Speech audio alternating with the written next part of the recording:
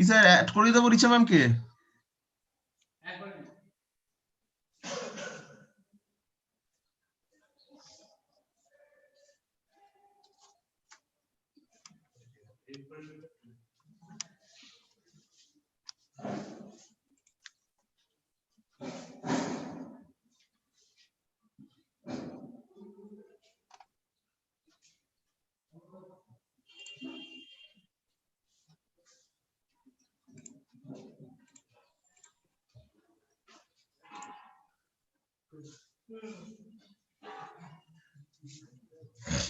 বিপ্লব স্যারও অ্যাড হয়ে গেছে।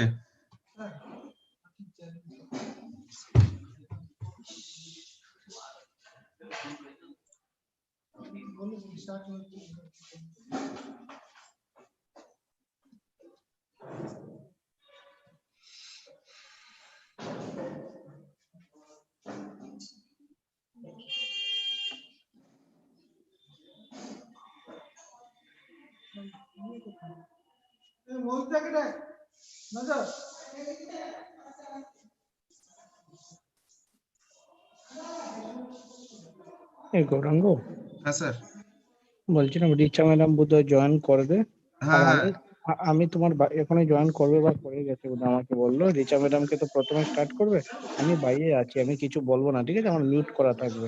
ঠিক আছে। ওই তো বিশপাল স্যার, বিপ্লব স্যার কিছু বলবে না, স্যার বাইরে থেকে আছে। হ্যাঁ বিশপাল স্যারও আছে, দেখে নিন। হ্যাঁ, আমি দেখে নিয়েছি বিশাল স্যারকে। হ্যাঁ, হ্যাঁ ঠিক হ্যাঁ, আছে। বিশপাল স্যারই বলছে। হ্যাঁ হ্যাঁ হ্যাঁ। আমাদের বিশাল স্যার, আমাদের চেয়ারম্যান স্যার থাকলে চেয়ারম্যান স্যারকে দিয়ে স্টার্ট করে দেবেন, তারপরে তো কুন্তল স্যার আছেনই, ঠিক আছে? ওকে। বিশপাল স্যার, আমাদের কথা শোনা যাচ্ছে তো? আমার বিপ্লব স্যারের কথা শোনা যাচ্ছে তো? তোর একটু ভলিউম বাড়া তো। আমার আর ভলিউম বাড়বে না। ঠিক আছে, শোনা যাচ্ছে, কিছু অসুবিধা নেই। আচ্ছা, বিপ্লব স্যারেরটা শোনা যাচ্ছিল তো? হ্যাঁ হ্যাঁ, শোনা যাচ্ছে, শোনা যাচ্ছে। এটা বলছি বিপ্লব স্যারেরটা শোনা যাচ্ছিল তো? হ্যাঁ, বিপ্লব স্যার শোনা যাচ্ছে না তো? কেন শোনা যাচ্ছে না? কথা কথা শুনতে পাচ্ছেন না? Sir good morning. হ্যাঁ, গুড মর্নিং, গুড মর্নিং। ঠিক আছে, প্রোগ্রাম এজ ইউজুয়াল স্টার্ট করে দিন। Richa madam I think present হয়ে গেছেন বোধহয়। গৌরাঙ্গ, রিচা ম্যাডামকে জয়েন করিয়ে নাও জমে। ম্যাডাম জয়েন চলে করি। এসছে অলরেডি। আমি রিচা ম্যাডামকে জয়েন করিয়ে দিচ্ছি। হ্যাঁ হ্যাঁ, স্টার্ট করে দাও। যদি চেয়ারম্যান হুম, স্যার না থাকে, কুন্তল স্যার স্টার্ট করে দেবে। ঠিক আছে।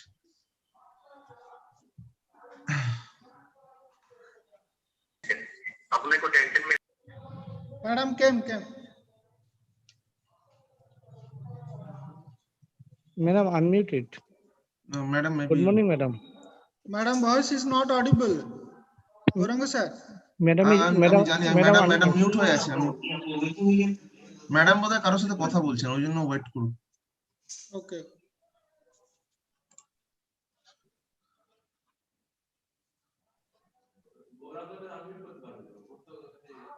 গৌরাঙ্গ, ম্যাডামকে আনমিউট করো।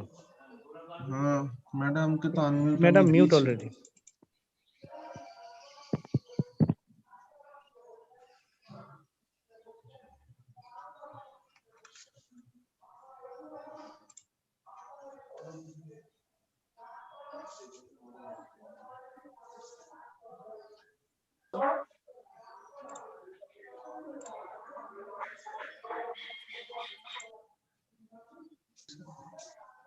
একটু ফোন করে দেন না।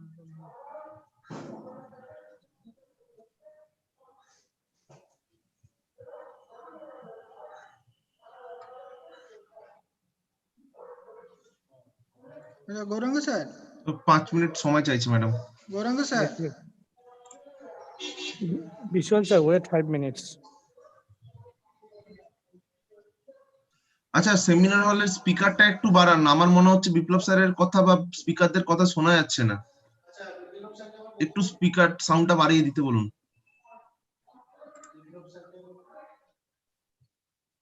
আমার কথা শোনা যাচ্ছে? হ্যাঁ হ্যাঁ। আচ্ছা, ঠিক আছে, অসুবিধা নেই।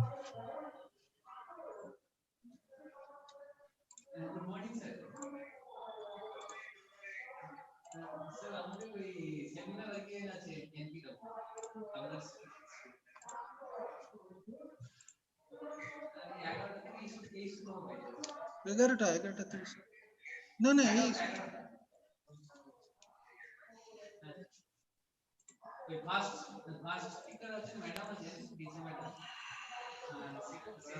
বিশওয়াল স্যার, ম্যাডাম এসে গেছেন। Okay.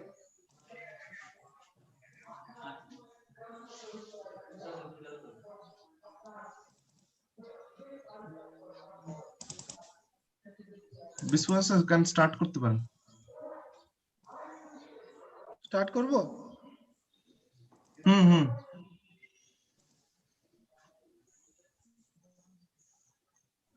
Good morning, madam. Richa madam, good morning.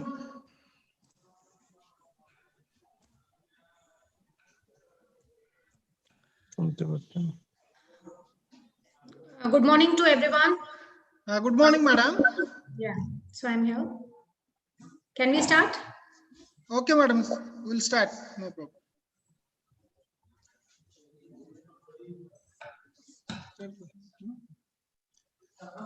Good morning, everyone, and good morning to all respected dignitaries and all other students participants.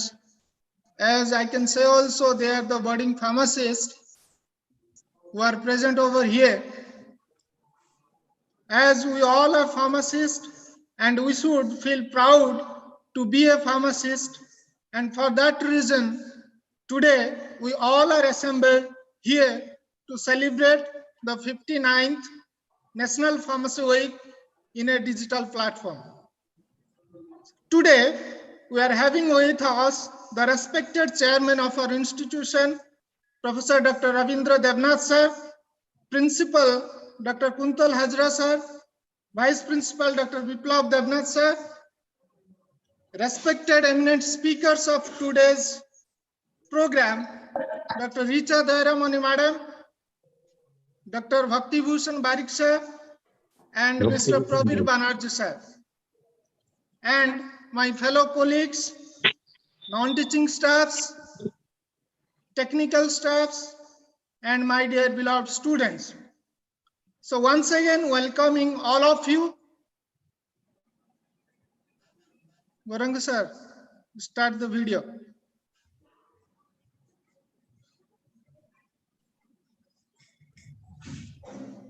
कुरुत्वं कल्याणम् आरोग्यं धनसम्पदः शुभं कुरुत्वं कल्याणम् आरोग्यं धनसम्पदः शत्रुबुद्धिविनाशाय दीपज्योतिर्नमोऽस्तुते दीपज्योतिर्नमोऽस्तुते शुभं कुरुत्वं कल्याणम् आरोग्यं धनसम्पदः शुभं कुरुत्वं कल्याणम् आरोग्यं धनसम्पदः.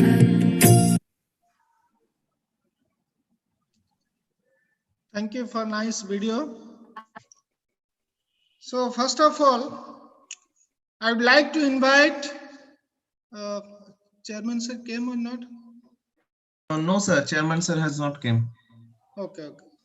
So the next, I would like to invite our principal of our institution, Dr. Kuntal Hazra sir, to say a few words regarding this 59th National Pharmacy Week. Sir, please.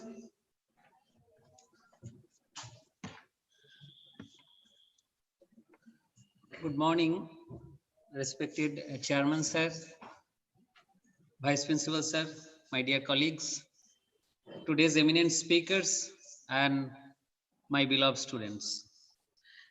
It's really a pleasure to be a part of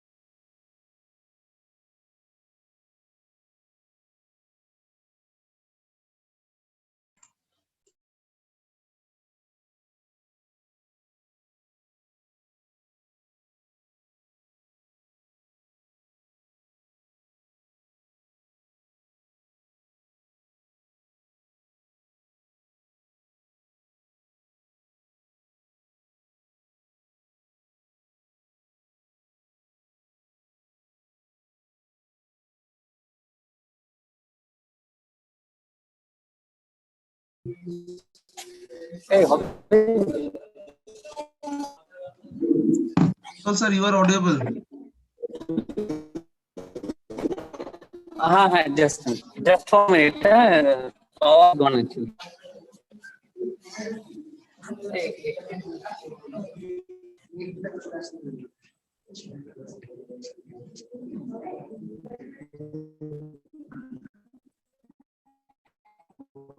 Just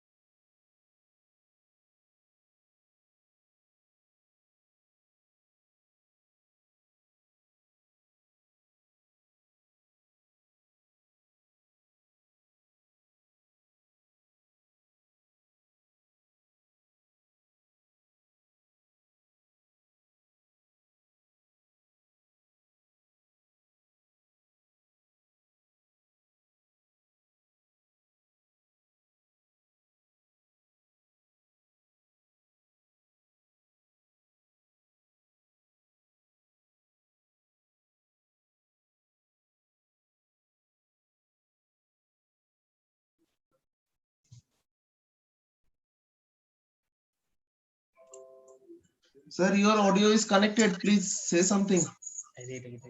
Yes, sir, you are audible. okay. Okay. Okay. Once again, sorry for this interruption. Today we are celebrating 59th of National Pharmacy Week. Actually, yesterday we did some as a pharmacist. You know, during COVID situation, we have distributed mask and sanitizer to our local college area. And today we are celebrating this as a webinar so that our student also can be aware about this pharmacy week. Every year we know that third week of November we celebrate this pharmacy week to just to mention that how pharmacists are doing work in this for the society. This year theme of this pharmacy week is pharmacist frontline health professionals. So definitely you know, whole world now accept that pharmacist is that person which is required as like our you know farmers, as like our soldiers. Pharmacist also is as same important as like a farmer. You know, without footballer or cricketer we can sustain, no problem. Without film star also nobody will die. But pharmacist is such an important person today's day, especially in 2020. We are very much aware this year that pharmacist is exactly same importance as like farmer, as like our soldiers. So during this COVID-19 case, we saw that how these pharmacists struggle to come out from this area. And not only this, today, day and night also pharmacists are working here to bring a drug or bring a vaccine in the market so that we can come out from our home, we can come out and we can do some our respected duties and we can live in this world. So that is pharmacies. Everybody is looking towards the pharmacies just being a vaccine. So that is pharmacist, that is the important of pharmacist. So I'll not tell, I'll not keep my speak lengthier. Our eminent speakers are already here. Dr. Richa Dayaramani, Madam, yesterday also spoke so nicely that I was amazed. I have learned a lot of things from Madam's speak. Really, we are thankful to you, Madam, for your blessings here. And future also, we expect you come and give some knowledge to us, our student, not only student, to us also. We are getting a lot of knowledge from you. Then Dr. B.B. Warik is very well known, and we know as a our friend, as our no guide. Always sir has guided us, and Mr. Probir Banerjee, IPA member, IPA president, Bengal branch. Really, we are thankful to you sir, to be with us. Thank you, sir, madam. Okay, you can continue. Thank you. Thank you for your nice words, sir. So now I would like to invite our Vice Principal of the institution, Dr. Biplab Devnath sir, to say a few words. Good morning, everyone. Sir, I am audible. Yes, yes, audible, sir. Please continue. Good morning, everyone. My respected chairman sirs, principal sirs, and all my colleagues and all farmer friends. Today, 59th National Pharmacy Week. We are going to celebrate these weeks in every year. Yesterday, we organized some programs in the awareness program in the COVID-19 situation. Today, also going to program of the webinar. Our eminent speakers, Richa Madam also present, Barik sir, and Praveen Banerjee sir. So continue the speech by Richa Madam. So Madam, thank you again to present the lecture. Thank you, Madam. So continue, sir. Okay, thank you, sir. So now it's time to invite our first eminent speaker, Dr. Richa Dayaramani Madam. So before inviting Madam, it's my privilege to introduce once again. This is the second time I'm introducing her. It's my honor. So Madam has graduated in pharmacy from Government Pharmacy College, Rajkot. She has done M.Pharm from MS University, Baroda, and earned PhD from Ganpat University, Mehsana in the year 2012.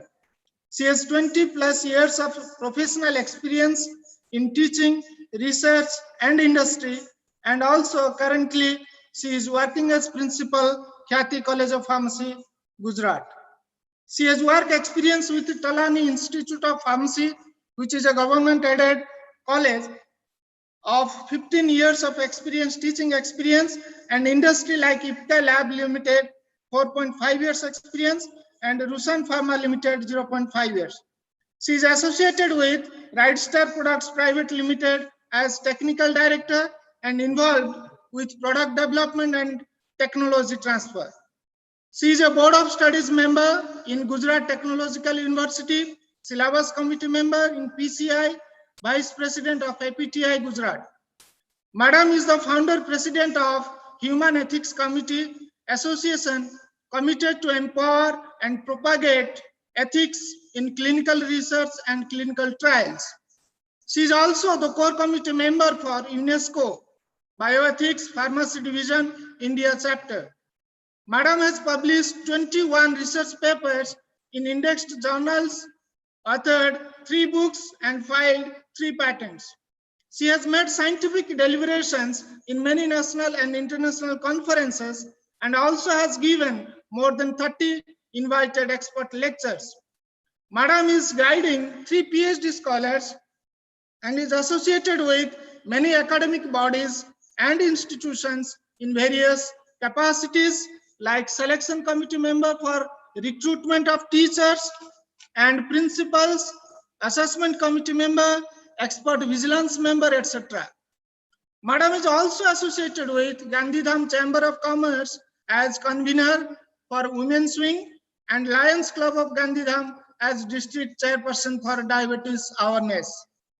She works specifically for entrepreneurship awareness and development and also established a nodal center in our college. She is awarded Rashtriya Shiksha Gaurav Puraskar Award in the year 2019, PC Kharia Memorial APTI National Award in the year 2019 for Best Principal, Pharma Ratan Award in the year 2018, Shikshak Shri Award in the year 2017, and Eminent Pharmacist Award in the year 2016, along with Best Presentation Awards at national and international level. Thank you, Madam, once again. So now it's the time to invite you, Madam. Please start your session. Thank you, Madam, once again. Thank you, sir. Thank you very much for having me here. I take this opportunity to present my heartfelt thanks to Bharat Technology Principal and Vice Principal, sir, and the main leader, Dr. Rabindra Devnath, sir, all the teachers, especially to you, sir. And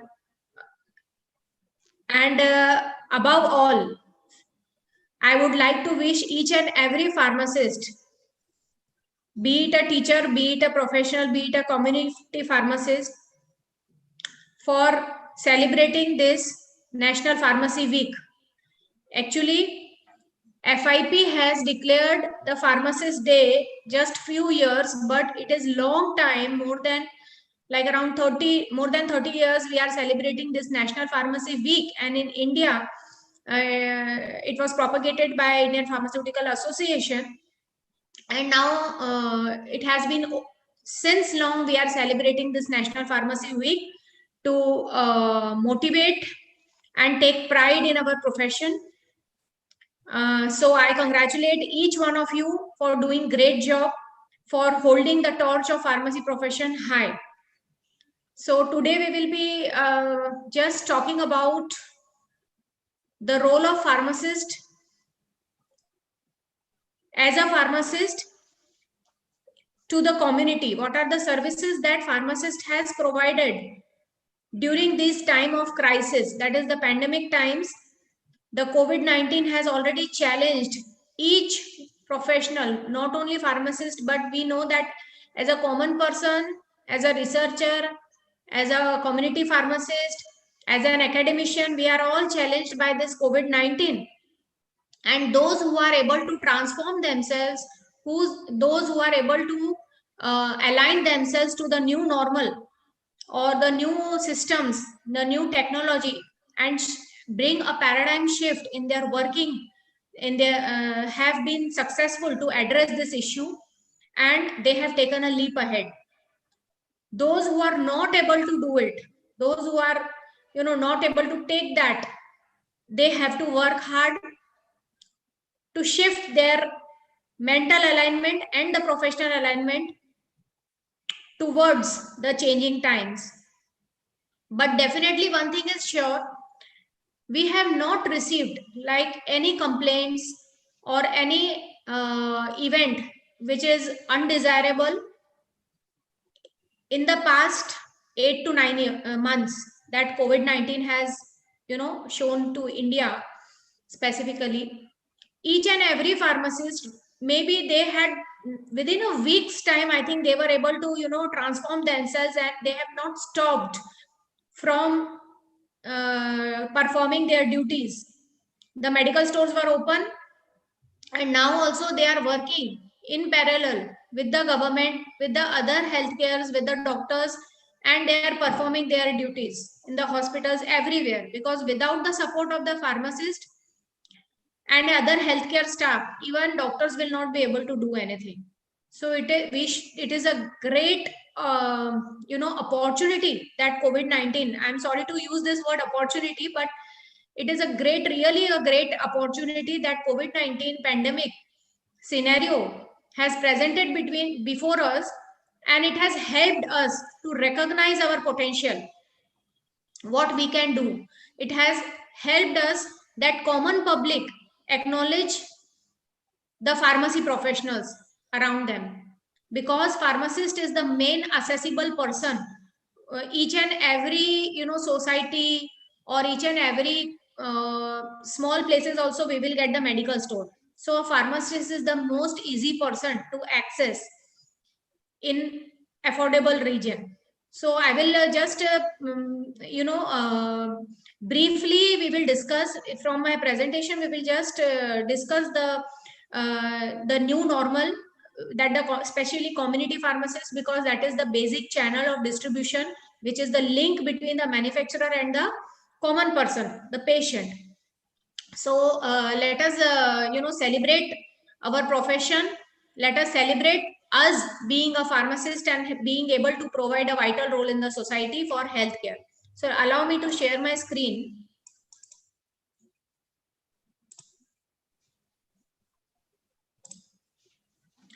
Okay, is my screen visible to everyone? Yes, ma'am. Yeah, thank you. So pharmacists as frontline warriors in COVID times. So what are the duties that they have performed? What are the changes that they have embraced? And how, what should be the roadmap along with the challenges, how we are able to overcome these challenges which are presented to us, and what should be the new technology, or what should be the new systems that we should formulate in order to deliver in a better way. So role of pharmacist in the healthcare, it is everybody knows, but still I am just summarizing this. So we know that over the years, initially India being a hub for the manufacturing, a lot of pharmacy industries are there. And very initially, the pharmacist was just limited to manufacturing of the drugs in the companies. Okay, so the number of pharmacists adding up in annually was very less, but now every year a large number of pharmacists are being added into the population, and more awareness towards the health is being created to the common people and communities. So our approach has changed from product to patient. Now care for the patient is very important approach. That is the new normal. Like before last 10 years only, this practice of from the bedside pharmacy to the bedside pharmacy, from the bedside pharmacy to the bedside pharmacy, we are able to shift. So patient oriented approach is very important, and now also in the future you will see that patient will become one of the important stakeholders in deciding the medical and healthcare policies. So empowerment of the patient is the future of healthcare profession. Modern pharmacist, important roles that modern pharmacists play is to in the identification of the drugs, identification of the healthcare problems, to resolve them, and also to prevent the drug related problems. Means more awareness regarding the side effects, more awareness regarding the drug interactions, more awareness to prevent the prophylactic use of drugs, and more awareness to prevent the drug related problems that are associated. So that is why we are working towards a novel drug delivery system, so that we are able to minimize the problems that are related to the conventional dosage form. As an academic pharmacist, we are already involved in the education, training, and research and development. As an industry pharmacist, we are contributing in the various domains of research and development, manufacturing, quality control, quality assurance. The regulatory side means submitting the dossiers for the regulatory approval. As a clinical pharmacist, we are moving hand in hand with the doctors and others. We are already, sales and marketing. We know that pharma companies are the giant, and we always need the pharma professionals for boosting the sales and promoting good marketing practices. For the management, overall management also, we know that we are pharmacists are also involved in the management strategies in the hospitals and various setups. We are also contributing in the intellectual property rights. That means knowledge protection. So already knowledge creation, knowledge management, and now knowledge protection is also in the hands of the pharmacist, where they are contributing. Even with the modern times, the media and journalism is also coming up, medical writing, medical journalism, and pharmacists can contribute in these areas, these offbeat sectors also. So we can say that pharmacy is a complete profession, and it reflects, it has its own role in contribution with every sector of the society. And we can say that the personality of the pharmacist is an integrated personality of artist, lawyer, engineer, entrepreneur, and a professional, counseling health professional. So we are not just the technicians, we are not just the practicing professionals, we are not just the manufacturing chemist, we are not just the counselors, but the overall personality points of a pharmacist is a mixture of that of an artist, which involves a lot of creativity and innovation, lawyer, entrepreneur, technical knowledge, and also the professional services that we are providing to the society. So that is the beauty of the pharmacist profession. Community pharmacists, if we just specifically concentrate on the community pharmacist contribution, why I'm taking this, because of the COVID pandemic. The most important role that a pharmacist has encountered is that of the research and development of, because we had to move the vaccines and we have to also the comorbidities and the chronic ailments for the manufacturing sector, for the clinical sector, and for the community pharmacist. That are the most important roles that pharmacists have played in this COVID pandemic scenario. But I would specifically focus on the community pharmacist contribution, because they were the first point of contact from the patient to the manufacturer, or they were the central link. And even a layman, even any person, any common man would just before visiting the doctor, they already knew that the medical chemist or the community pharmacist was the easiest accessible approach that they wanted. And they wanted all the information, they wanted all the information about the drugs, they wanted to have these drug stock for their the deceased persons in their family, because of the sudden lockdown that was imposed, and there were a lot of problems, and a pharmacist was able to respond to these society questions. So what are the important aspects of being a community pharmacist, and how we can utilize this potential of ours? I already told that community pharmacist is the easiest accessibility that they are having. It is a wide network. Lakhs of medical stores are there, and lakhs of pharmacists are there who are running it, and they are the first point of contact. And in this COVID pandemic, and in many such crisis time, we know that there are so many societal problems, that racial problems are there, ethnic disparities are there, social capital, that means the respect that pharmacist is commanding in the society, the exploitation of the social relationships, and safely maintain. So because in spite of all these challenges, a pharmacist was able to address and balance beautifully, wonderfully, because we have not received any complaints in specific with respect to that this issue. So a pharmacist very beautifully, they managed their roles and provided the best healthcare services to the common person, in spite of all these disparities or all these issues that are existing in the society at a global level. Not only in India, but all over the world, these type of issues exist, and these type of issues crop up only during the terms of crisis. But luckily, our god forbidding, this pharmacist role has been beautifully played by the professionals, our brothers and sisters. So safely maintain patient access to essential medications. So we were able to balance what are the essential medications, and nobody was denied the access to the essential medications. And how they did it, what was the strategy that they used was, the pickup points were reduced, and they large quantities were refilled, and home delivery service started, because each and every pharmacist if I take example in my region only, where I am living, the medical store person would they displayed the WhatsApp number. And nowadays we know that everybody is using the WhatsApp. It is commonly used by each and every person. So they would just store that WhatsApp number, and they would order the medicine through WhatsApp, and home delivery service was provided by the pharmacist, which made the life of the common person much easier.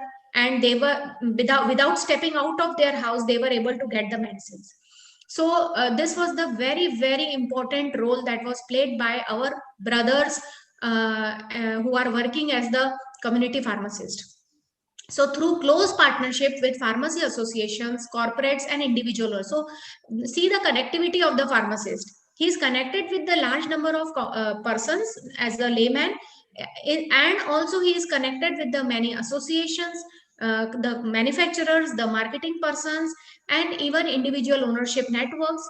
So there is a lot of PR that is involved in the being a pharmacist. So, and they have met the challenges that COVID-19 has put forth. Community pharmacies are the key players in addressing the pandemic because they are the one open, like जैसे सब्जी की दुकान खुल ली है या दूध की दुकान खुल ली है, ऐसे दवा की दुकान भी खुली है, and that creates a moral moral cushion in the mind of the patient that they can approach to for their health problems. So because of this pandemic situation, the pharmacy profession was able to generate a lot of health equity among the patients. Community pharmacists also played a significant role in caring for the patient because they advise the patients regarding the rational use of drug, regarding the side effects, what to take, what not to take amongst their community, amongst their the family groups, the community groups, and even to the person, common man also, if they are coming and asking for some counseling or the suggestion or advice, the pharmacist did not shy away from doing this, their duty.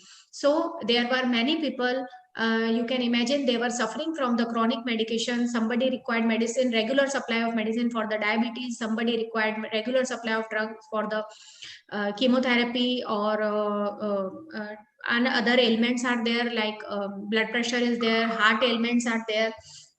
So community pharmacists already played a vital role to educate the patients, and also how they also advised on how they can protect themselves from acquiring the COVID-19 infection. So what are the do's and don'ts? So they already shifted it and continue to counsel the common person of various age groups, and also those suffering with the chronic medication. So old age patients have their different requirement, and already the patients are having different requirement. There are some psychological counseling also that pharmacists have provided.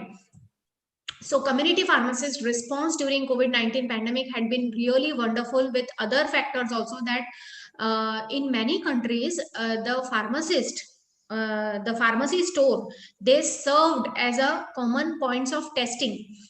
Means care testing. That means some people require common regular monitoring of the random blood glucose levels, BP, HbA1c, then and other one-time test, the rapid test of different types that are available.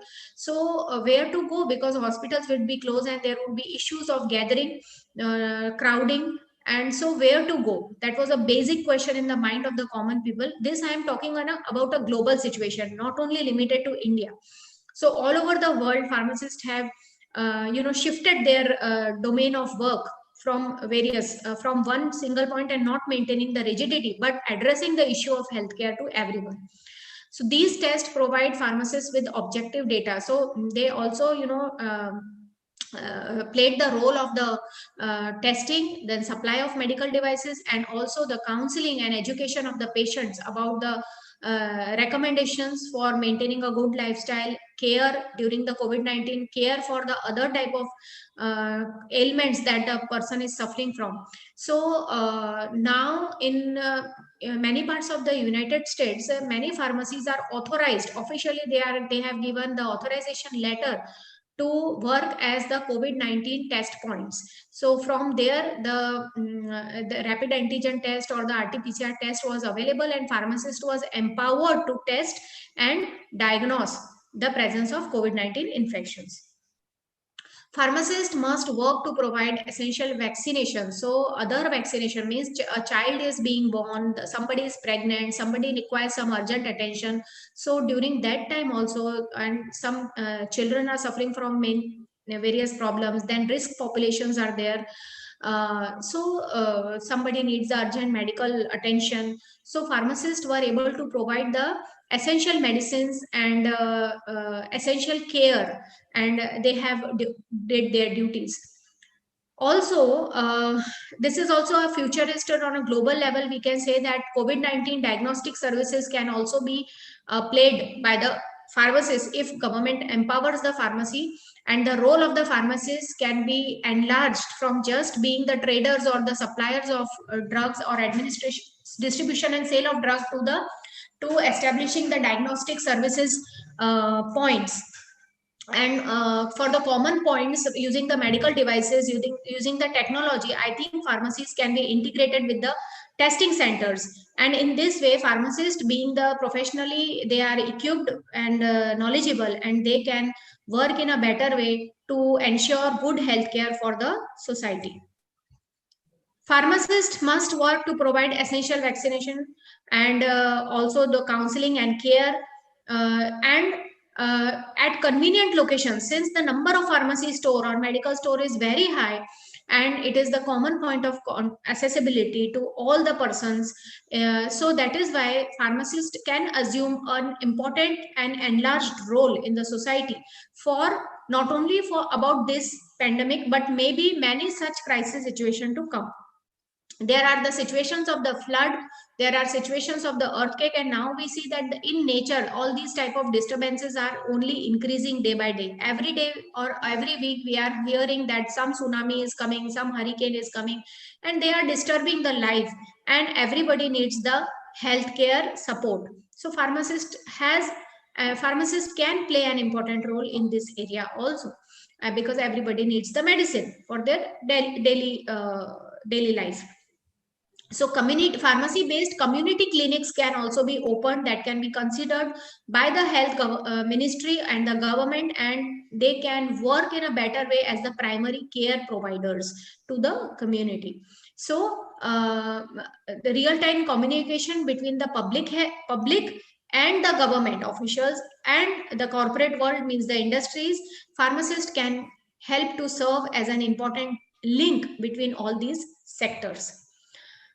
Now, if I say, what these are the common scenes that we have observed in just within a short time of lockdown, or just within the short time of outburst of COVID-19 pandemic, that how beautifully the pharmacists, they did not close their medical store, they did not abstain from doing their duty, but they wonderfully shifted to better practices, and they continue to serve the society. Like you can see in these pictures that instead of open communication, they provided a glass door, and through a narrow window they were supplying the medicines to minimize the contact, so that the infection is minimized. There is a glass shield, and behind this glass shield, like we see in the banks, so this will prevent the infection and protect, because pharmacist ultimately he is also thinking about his own health. They are risking their lives, and that is why they are known as the corona warriors, because putting themselves in the danger zone, they are serving the community, and hence they are commanding the respect. They also overnightly they place these stickers for the social distancing. As you can see that they place the stickers over here. You can see the feet sign, or stay 1 2 3, or they maintain the cross, something of this mechanism they designed. They came out, and everybody, they also requested the public to follow the social distancing norms, and in order to avoid these interactions, and they also somewhere they put the basket or containers to collect the money, or the to collect the prescriptions, and in this way they minimize the interactions, but did not continue to provide the services. There are other things also. There are, in spite of this, there were some incidences of the aggression, or the mental frustration, or because of the panic that existed in the society, and pharmacies, because they were open, if suppose some medicine is not there, public there were some cases that public got angry, and they just started abusing and fighting with the pharmacist. So there are certain administrative roles also, or administrative notices that pharmacist will put on the medical store, and some kind of notice or some kind of banners they posted in their pharmacy to maintain the order and maintain the discipline. So general advices and zero tolerance policy, it was urged that the pharmacists are behaving as the corona warriors. They are serving the society, they are putting their own life to danger, but nowhere should they compromise with their own self-respect. And that is why many pharmacy associations, they adopted the policy of zero tolerance, and they refuse to serve such patients who are not polite, who are abusive in nature, or who are pressurizing for any medicine or the service. So zero tolerance policy was also there, and all the associations, they commonly gathered and they commonly addressed these issues, such type of issues. They also help to educate the persons for the self-isolation guidelines, self-isolation care, some home care, some alternate remedies, some multidisciplinary approach towards the disease. And they also sometimes many pharmacies, they themselves, they were very important to make the available the hand sanitizers and mask, and they contacted the people to manufacture all these items and then they distributed. So they did whatever they could to maintain the healthcare of the person, to address the good healthcare and support to the common people. So amidst this, the staff also, the pharmacists played wonderfully in taking care of their own staff, because in any pharmacy 2 or 3 persons would be involved, and there would be some kind of interactions, maybe because of the delivery of the drug, maybe because of the home delivery services that they are providing, taking the prescriptions and preparing the packs, the baggage, the poly bags or the paper bags for the dispensing of the drugs. So we need the people or the staff supporting hands we require, and we have to take care of those people who are associated with us also. So all these were the the common shifts that a community pharmacist used during this pandemic situation. So we also had the incidences of hoarding and black marketing and some stocking. So overstocking of drug was by the IP and other associations also, it was commonly advised to the pharmacy professionals and to the other wholesaler that no, there is no need to stockpile the medications, and medication should be available to each and every person at the most affordable price. So because of this situation, COVID-19, you know that there is a fever and there is a pain situation. So OTC painkillers and antipyretics were in high demand during this pandemic crisis. And because of this, there was a little disturbance in the demand and supply ratio. There was again a sudden rise in the medical devices like thermometers, gloves, goggles, and soaps, hand wash, disinfectant, tissue paper, things like that, common things for the coronavirus infection, which initially the pharmacists may not be stocking in a great number, but then immediately all these type of items, they floated in the market, and pharmacy were the medical devices were distributed very easily from the pharmacy stores. Many times it was also seen that they were pharmacists, in order to maintain the good supply, they were ordering more quantity, like excess quantity they were ordering to the wholesalers, but they were receiving only the optimum quantity. So sometimes some people were complaining that we are not getting the good supply of the items, but actually they are ordering more. So that is why normally the normal order quantity they were ordering exceeding that normal order quantity, and hence there were some complaints that were received for the demand and supply ratio. Also, the immunity booster products or the health booster products like protein drinks, Chyawanprash, vitamin C tablets, and kadha, and things like that, some naturopathy based medicines, herbal medicines, who are having the good effects for the immunity boosting or health boosting aspects, they were also suddenly they were becoming very, very in high demand in the market.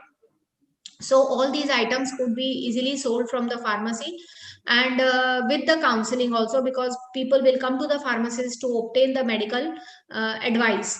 And still the community pharmacists also had to encounter the challenge that whatever boxes or whatever supply that they are receiving, they need to be cleaned and they need to be sanitized or disinfected before opening the containers or using them. So these were the common challenges that the pharmacist encountered.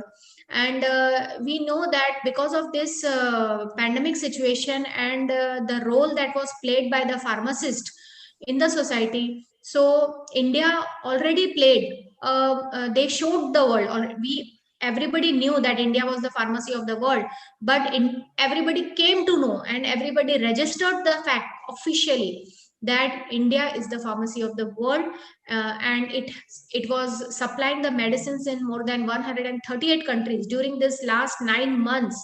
Friends, I have personally visited more than 10 companies, manufacturing companies in Ahmedabad region, and I can very well confirm this fact that everybody was loaded with work and there was production going on like non-stop. So yes, definitely India has shown to the world, established and registered officially that India is the pharmacy of the world, and they supplied the medicines in 138 countries. Although there were logistic issues, initially the flights were not there, the courier service was not there, the documentation, the insurance, the tariffs, all these challenges were there, but India was shown out winningly. With a winning smile, India could successfully supply the medicines to large number of countries in order to fight against the COVID-19 pandemic.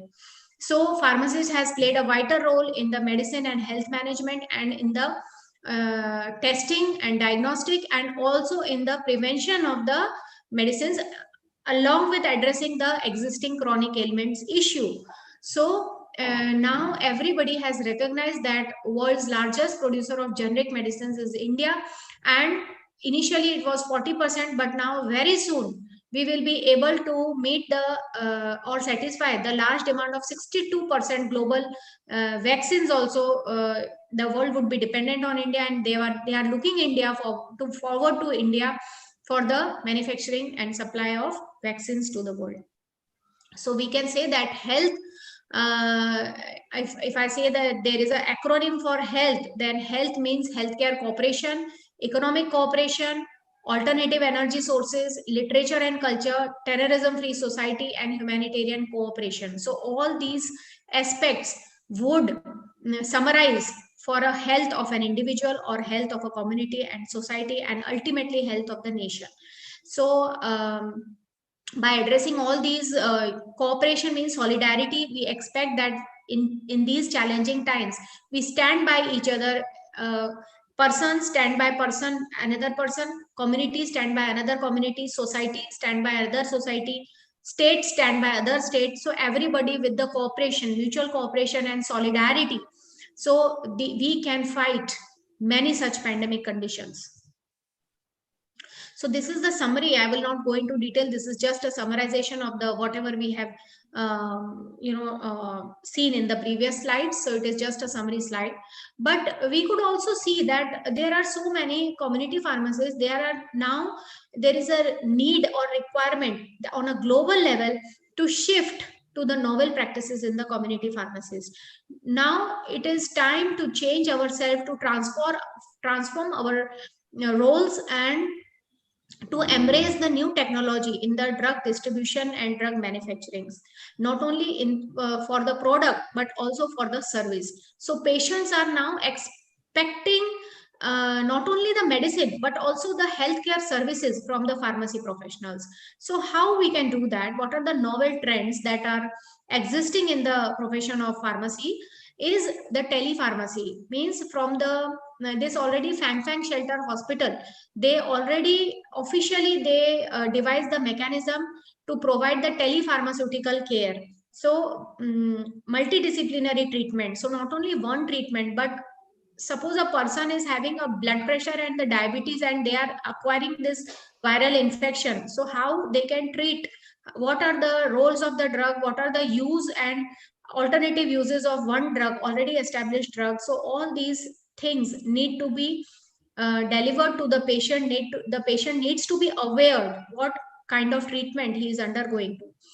Counseling is also very important part or very important sector of the pharmaceutical services, and where pharmacy, being a professional or practicing profession, pharmacy can register themselves as the counselors. That is, nobody can do. We know that many medical store are being operated by the non-qualified pharmacist or non-pharmacist, but one thing they cannot match to the knowledge of pharmacy professional, the actual qualified and trained pharmacist, is in the region of counseling. So it is the matter of pride that this will give us an upper winning edge and fight this problem of non pharmacist individual in the drug distribution and sale of in India. Multimedia health education, we can use various platforms of digital and using the internet and modern technology, ICT tools, we can educate the patients. We can make apps in the local area, so that we can suppose there is a large society. I'll give you one example, that there is a large society whereby there are, say, um, 10 buildings are there, and each building is having like 50 houses or flats. So this becomes a community sector, and the nearby pharmacy store can develop the app and provide the medicines and the counseling and the treatment to that particular society through the applications. So they can provide home delivery services and other type of counseling and healthcare treatments. So in this way, we can register our presence in the society as a pharmacist. Then drug registration research also, like clinical research also, pharmacy services can be utilized. Evidence-based drug evaluation, if we are able to record and document our experiences, then we are able to provide strong evidence for future drug evaluation and verification of the existing drug practices. Remote inpatient order review and dispensing, these are the common roles that already we are doing. So these by utilization of various platforms like CDSS, automated dispensers, intelligent drug storage practices, PVAS is a software, and by using the public address system like radio or radio or the digital marketing platforms, we can reach to more and more people nearby us, and we can deliver our services. So these are some of the novel ideas that community pharmacists can upgrade to and address more and more number of people. There are other novel practices with respect to the organization of the healthcare services.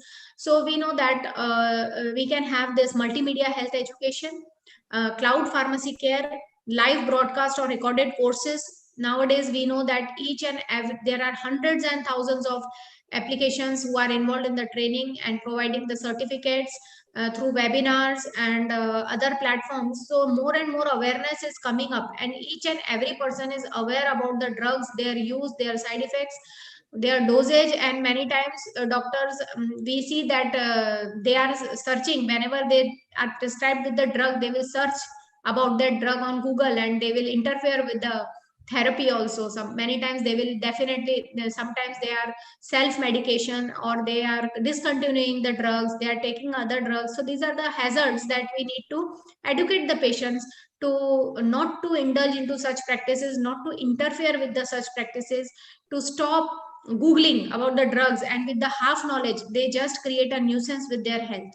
So all these things also the patients need to be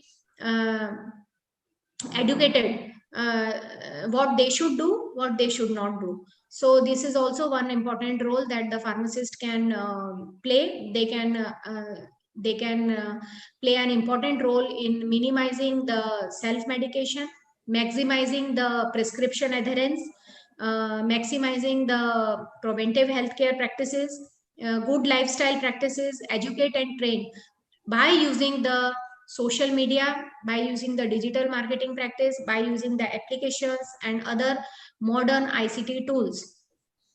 So there is again there are so many applications are available like YouTube, Facebook, WhatsApp, and whereby we can educate and we can message the common person, and we can register our presence in the society as an important part of the healthcare team. So friends, I think if there is any question, I'm able to take any questions. And I think that all of you and myself, we take pride to be a pharmacist and to be an important and integral part of the nation's healthcare team. So thank you very much for the patient listening. And if there are any questions, I would be happy to address. Thank you.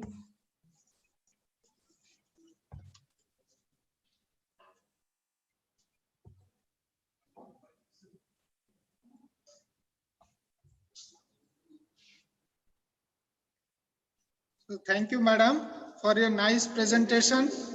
And you have discussed very minutely about the various roles and responsibilities of specifically the community pharmacists. And I think during this pandemic situation, the actual role and responsibility of a pharmacist that is being felt by the people of India, not only in India, across the globes also. So once again, last but not the least, I would like to thank for your continuous support to us. And also in future, I would request you, if we need any types of help from you, please extend your helping hands to us. Once again, thank you, madam. Another 2 speakers are there, so please be with us. So without taking much more time,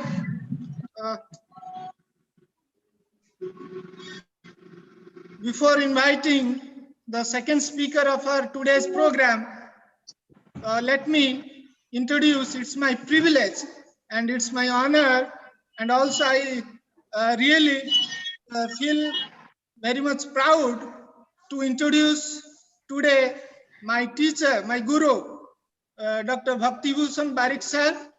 So good morning, sir.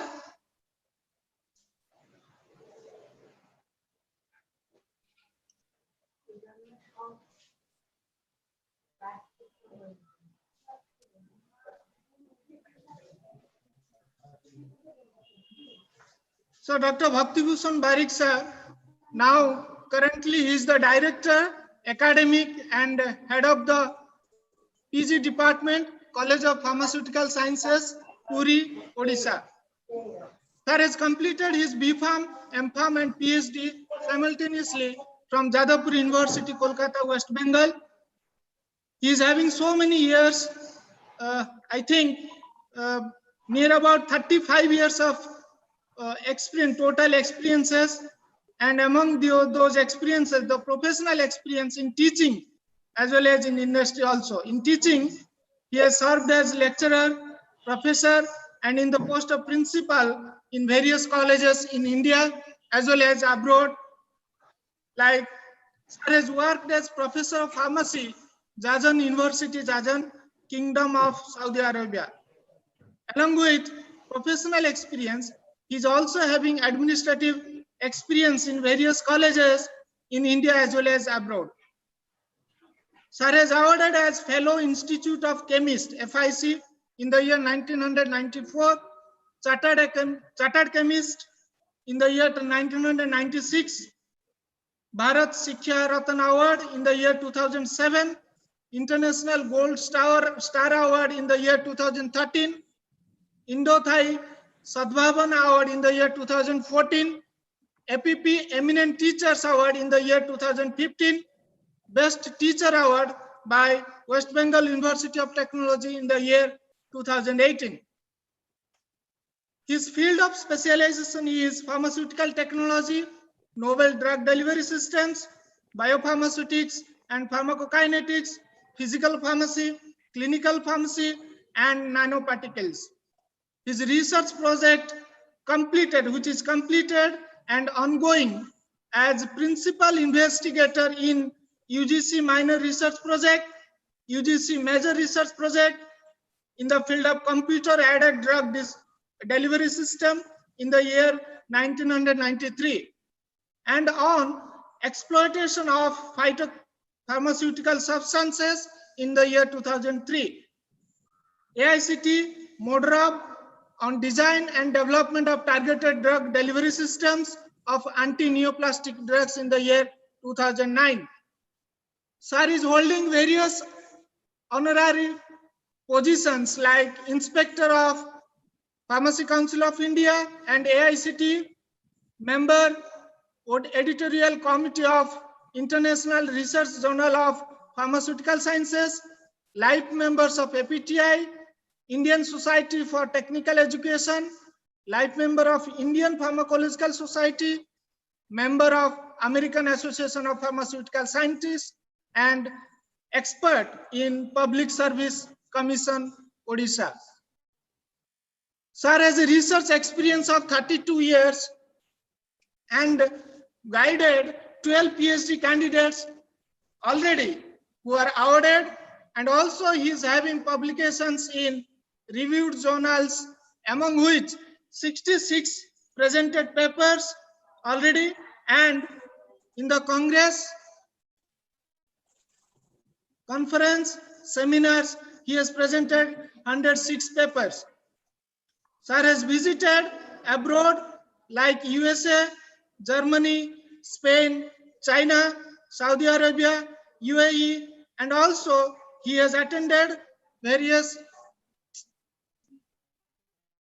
international conference also. So this is a very brief and small introduction about Dr. Bhakti Bhushan Barik sir. So now I would like to invite Barik sir to start his session. Over to Barik sir.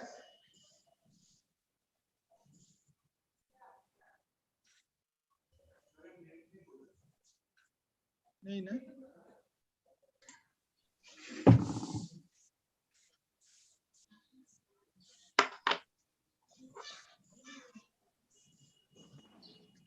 Yeah, thank you, Mr. Bishop, for your this nice introduction.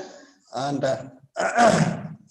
okay, so very good morning to all to my previous colleagues, the management committee, the chairman, Dr. Devnath, principal, vice principal, the dear students and future fathers. Now, today is a very is celebrating the 59th National Pharmacy Week. And because of this corona, it's limited to these virtual celebrations.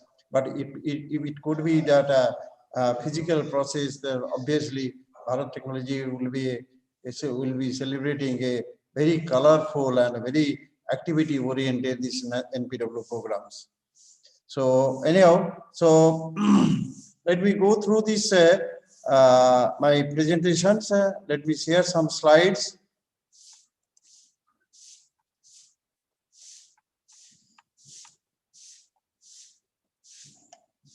Can you see the slide?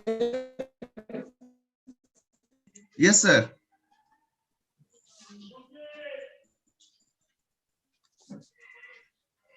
Hello. Yes, sir, it's visible. Yeah. Please respond. Hello. Yes, sir, it's visible.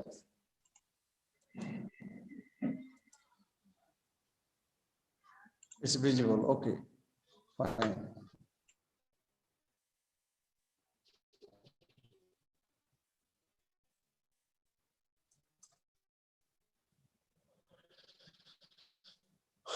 So 59 National Pharmacy Week 2020 with the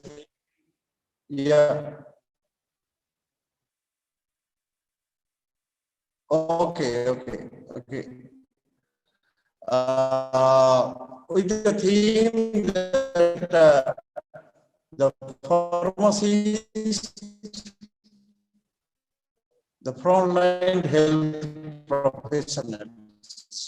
This is being celebrated 16 to 22nd November, but because of maybe some other reasons, some organizations celebrating Now this the major focus of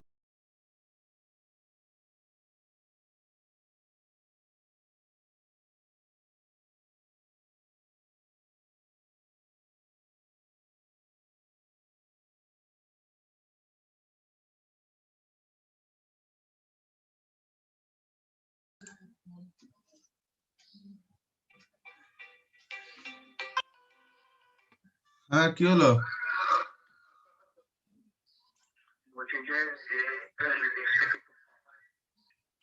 হ্যাঁ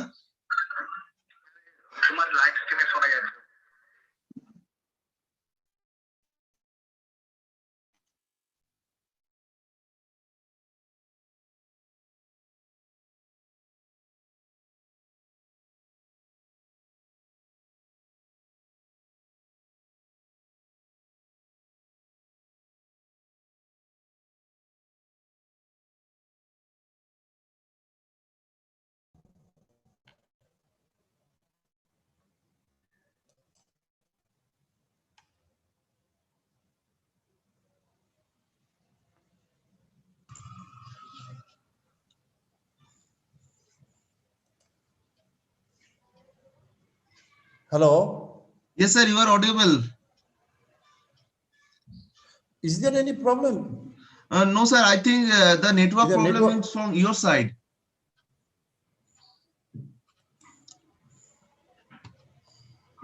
Hello sir. But you cannot start your video because of this. The host has stopped it. Oh, okay, please sir, you start your screens first.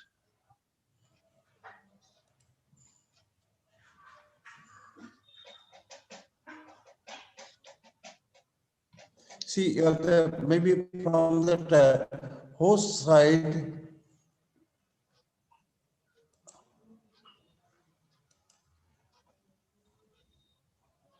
Now, can you see the slide?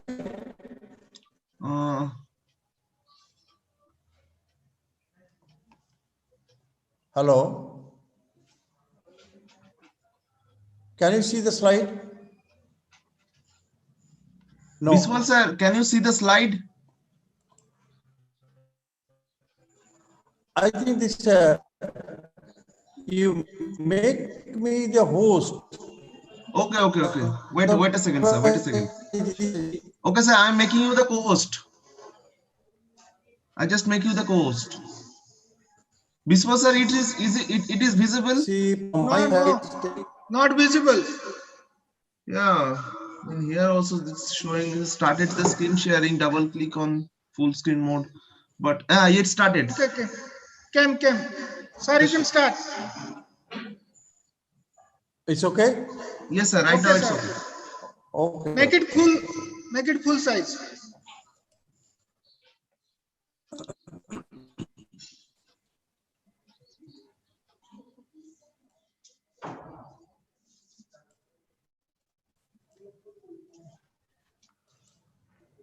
Okay. Is it okay? Can you see the full screen? Oh. No. Till Till now now it's not not a cam. full. Hello. Not cam, sir. Yes. Okay, sir.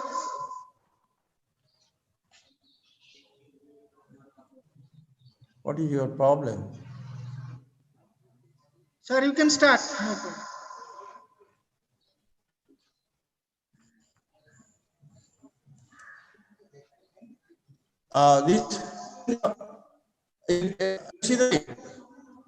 Can you see the slide?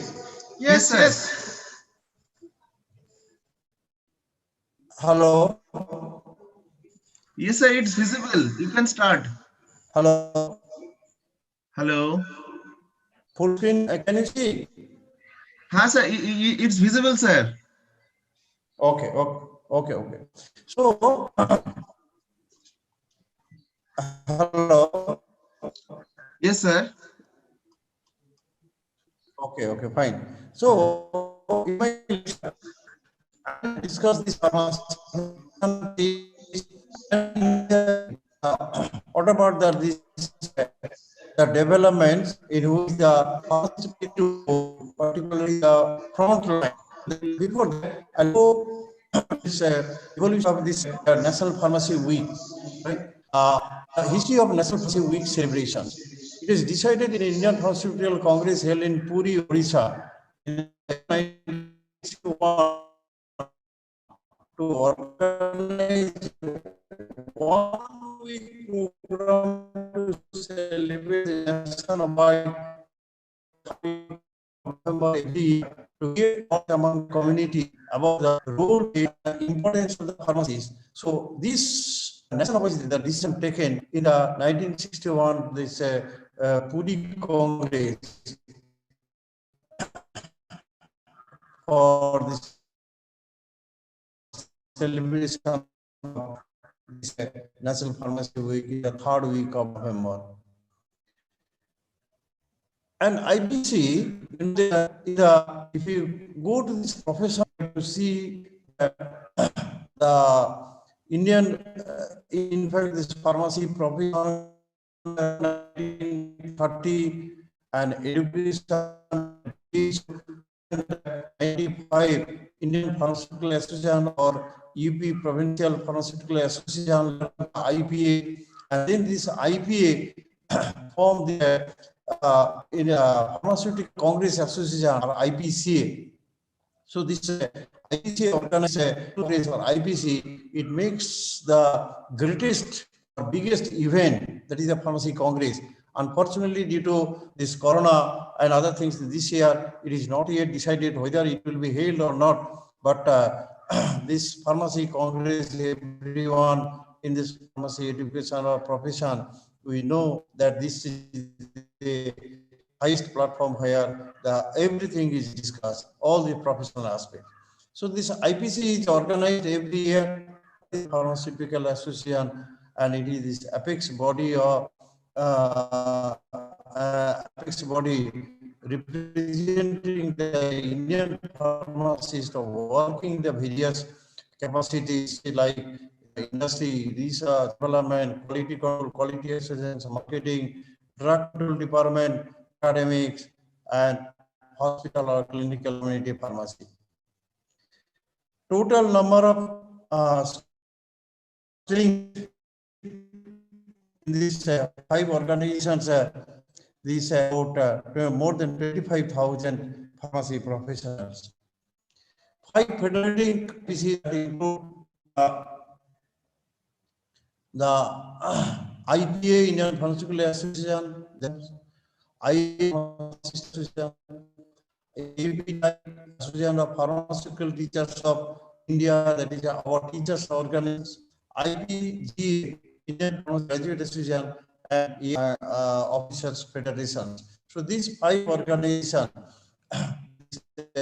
constitute the IPCA. The first Indian Pharmaceutical Congress held was organized at Kolkata, December 1948, the first Pharmacy Congress, with Professor Emil Straub as its the first president. In fact, this Professor Emil Straub is considered as the father of pharmacy in India and started many institutions. A maximum contribution to this pharmacy profession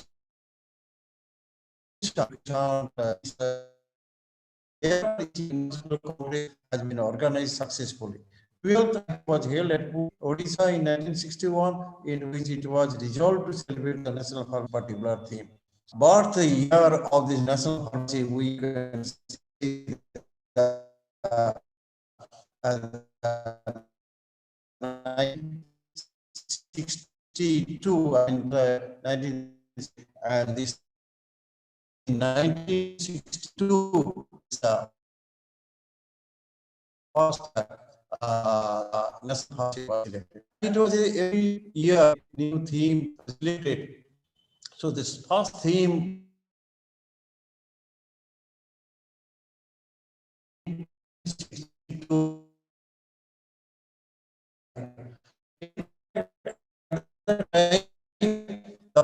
stage. You see, they're starting from this the pharmacy field after early stage from 1930.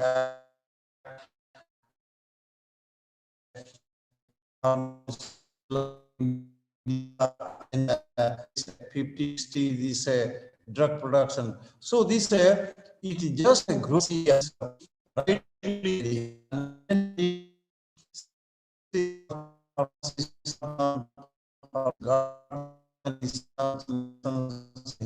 All things.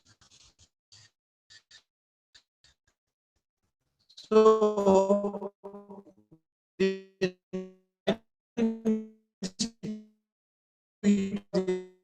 in China war, so during related to this 66. So like it was a continuing answer.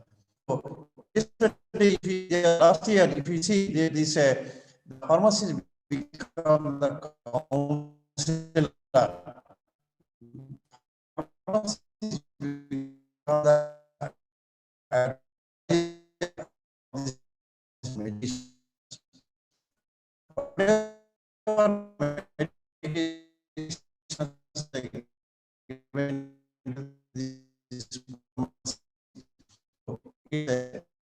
Full explanation or advice regarding medications and how to here for the pharmacy to know your medicines. So they say medicine is required. So you need medicine, and for medicine you ask the pharmacist, right? And so this pharmacist become the expert. And pharmacy for the healthy nations. So if you build India, right, healthy, obviously, pharmacists, the situations in the country, there's the decision or elected.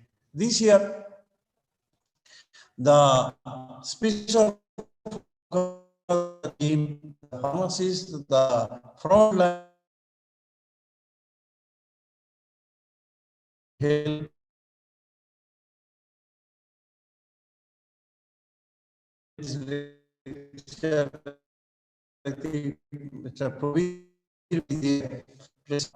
IPA Bengal. So IPA has suggested certain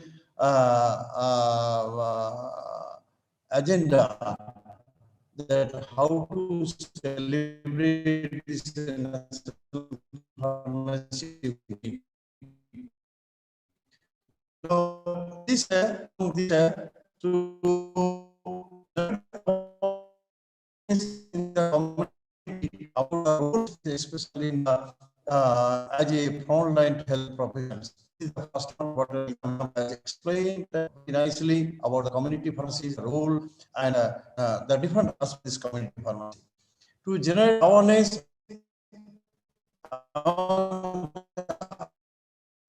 healthcare provides and authority sectors about the beneficial role of this healthcare and how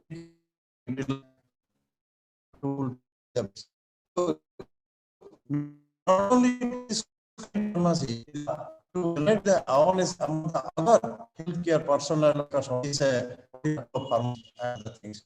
The pharmacy in the pandemic situations, in the pandemic from this dispatcher, from scene, dispenser, and the situations, and the pharmacy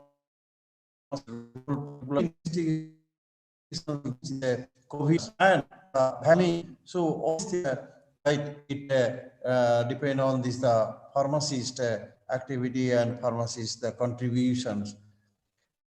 Then this to highlight the role pharmacist as counselor of medicine and responsible use.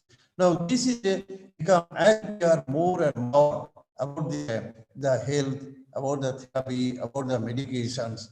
So this other the side effect of these medicines, allopathic medicines are also increasing. So it needs counseling, right? And this the rational use of medicines. So this the pharmacy counselor on these medicines and their responsible uses. So in this aspect also this role of pharmacists highlighted.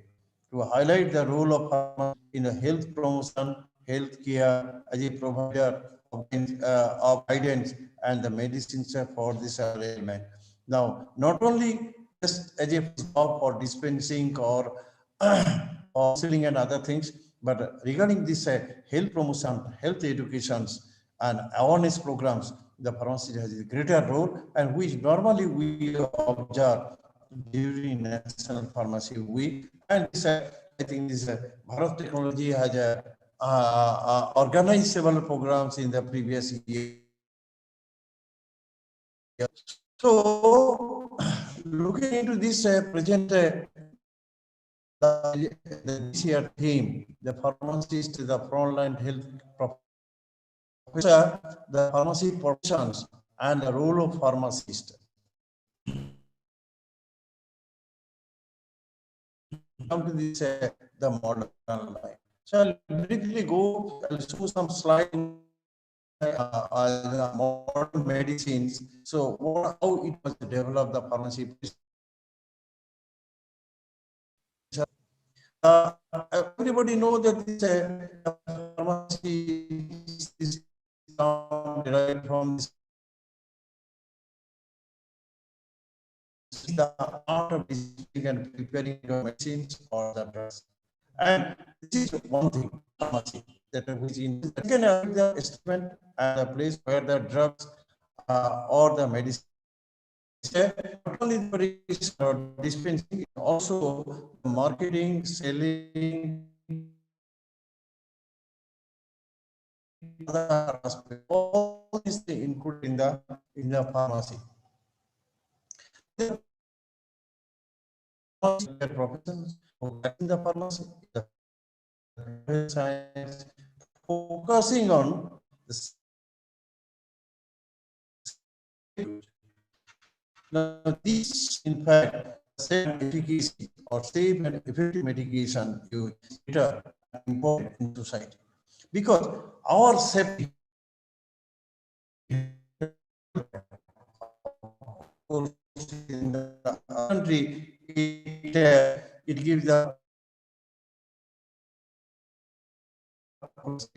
safety of our the safety of our life becomes a very important. Personal utilization one, and that can be ensured. I'll go to this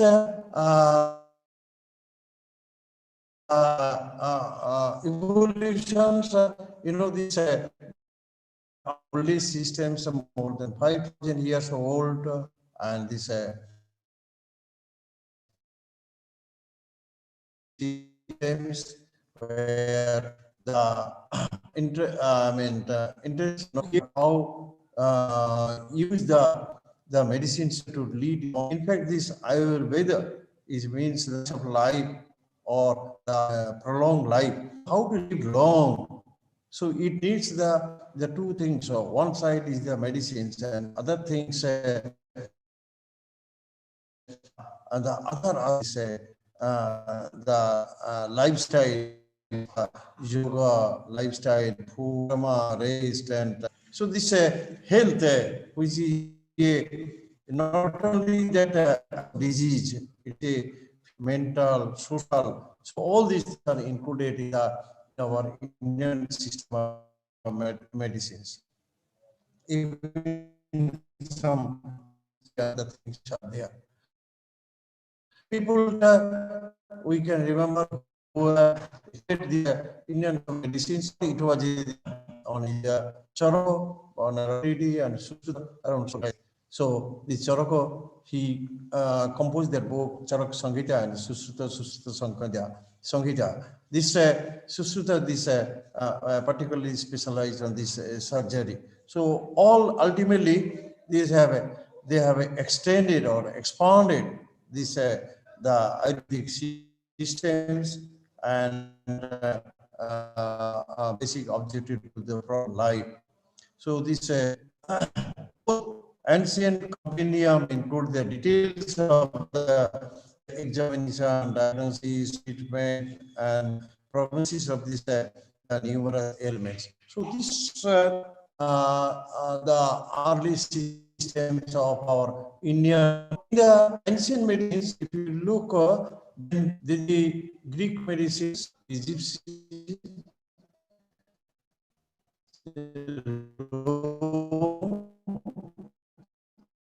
China and India. These countries are the early civilizations and much more developed from these Greek medicines. And Greek medicine is the great persons, Hippocrates, which credit the reason of the scientific pharmacy and medicine. In a scientific report that the pharmacy was dealing with the dealing with these two remote places. It was a practice like this mantras and the different type of unethical practice going on, and people used to worship the different god and goddess for the healing, and all these things are there. But in other aspects, the scientific or physician's aspects where use this medicine. So this Hippocrates the medicines and systematize the medical knowledge, and not this practice of medicines on a ethical plane. Right? People him there are many people they explain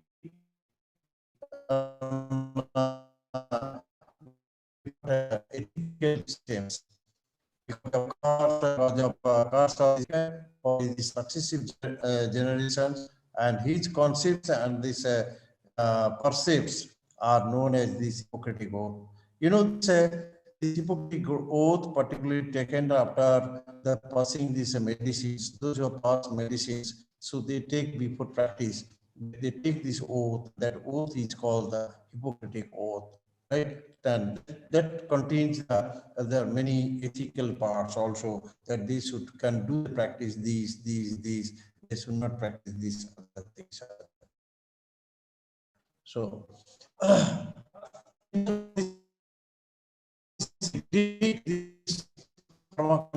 what has come, that is a defying the remedy for this good, because of this is pioneering work in the medical science and his inspirational think and this advanced philosophy, that he become a part of this modern medicines. And Hippocrates is honor honor by calling this a father of medicine. So the father of medicines in the whole world is the Hippocrates.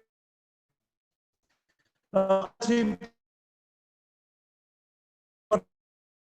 we can also mention this Aristotle.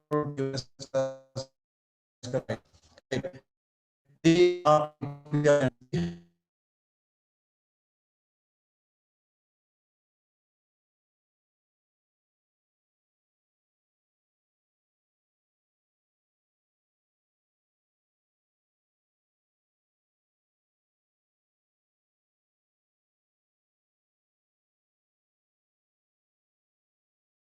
he has a lot of contribution, as you know, this from this Galen. He composed these books which is continue more than 1,000 years. He is a medical dictator till 14th century or 15th century or before this the modern age, and his views were challenged by this Berzelius, right, in the 1543, and Willie Harvey, the physiologist, in 1620. So it is from the 16th century up to 16th century, from the 2nd century to 16th century, this Galen was continuing, and even the contributions and work, right? This Galenical pharmacy or Galenic pharmacy, you know that all these extract products or extraction from this the plant medicines, right? This are we are calling this Galenicals or Galenic pharmacy. In fact, this word comes from his the name of Galen, right? In fact, he developed the cold cream and many cosmetics also for these Roman ladies. At the same time, in the China, there are many Chinese systems, traditional Chinese medicines, which is a very important one, and the different dynasty is one of these oldest, of course, right? Different dynasty, like these Nanjing, these Zhang, then Jin dynasty. There are there are many dynasty. They have contributed a lot, and still today the TDM, this traditional Chinese medicine, is very popular in the worldwide, right? So this there was a free exchange of thoughts and experience between this Hindu, Arab, Persian, Greek, Jews scholars, right? At that time, particularly this 10th century and other things. The medical books of the Sushruta and Charaka was translated into this Arabic language by this Abbasid Caliphate in 750, and this Arabic words this way to this into the Europe. In fact, this the revolutions, it is from this China and India to Arab, Arab to Europe, Europe to America. Today, this America is leading, but if you go back, then you'll find this one. Similarly, some other country like ancient the Spain and Europe. So here also there are some developments are there, particularly in the 13th century. We can mention this in the Sicily, two Sicilies in the Germany, Frederick II. During his period in 1240 AD, German Emperor Frederick II, he regulated the practice of pharmacy within the part of his kingdom, called these two Sicilies. So this time, in fact, this pharmacy is separated from this medicines. So pharmacy becomes the independent professions. Now, meanwhile, this the Indian medicines or Ayurvedic medicines, see, after 4th century, that there is some dark age from this 5th to 15th century. But during that time, the Prophet Muhammad appeared, and you know that he revolutionized this medicine. Of course, during Hindu medicine also, it was there, and the different prophets and great persons were coming, so it was developed. Now, this Islamic medicine developed, and in the Islamic medicines from Saudi Arabia to Atlantic Ocean to Burma, everywhere it was extended, and the work of Galen and Dioscoride, it was accepted by this Arab. Two great persons in Islamic medicines, Al-Raji and Ibn Sina or Avicenna. So they are always remembered, and they have done a lot of contributions in this Islamic medicines. At the time, the center of medications, it was the Baghdad and Damascus. In fact, Baghdad hospitals are so developed, including Damascus, though these two cities are ruined now, but these people from the different parts of India, including India, different parts of the world and including India, they travel to this Iraq or the Syria for this treatment. Then this, as I say, that 13th century, the pharmacy became a separate and independent professions. Then this modern age comes, right? There are 13, 14, 15th century, there are different university in Paris or Oxford, the Purdue University, Cambridge University, right? And as a result of this spreading of educations and knowledge, so this Renaissance started in the beginning of this modern period. So it's around almost the 15th or 16th century, you can see that the Renaissance, this in all aspects, it was a development. And during from 16th century onwards, we see that there's some scientists, there's the Louis Pasteur, Robert Koch, very well that this what is the contribution of this Louis Pasteur and this Robert Koch, particularly the gene theory, explained by this Pasteur and Koch. Robert Koch, right? He explained this the chromosome and gene cause of the disease. So this the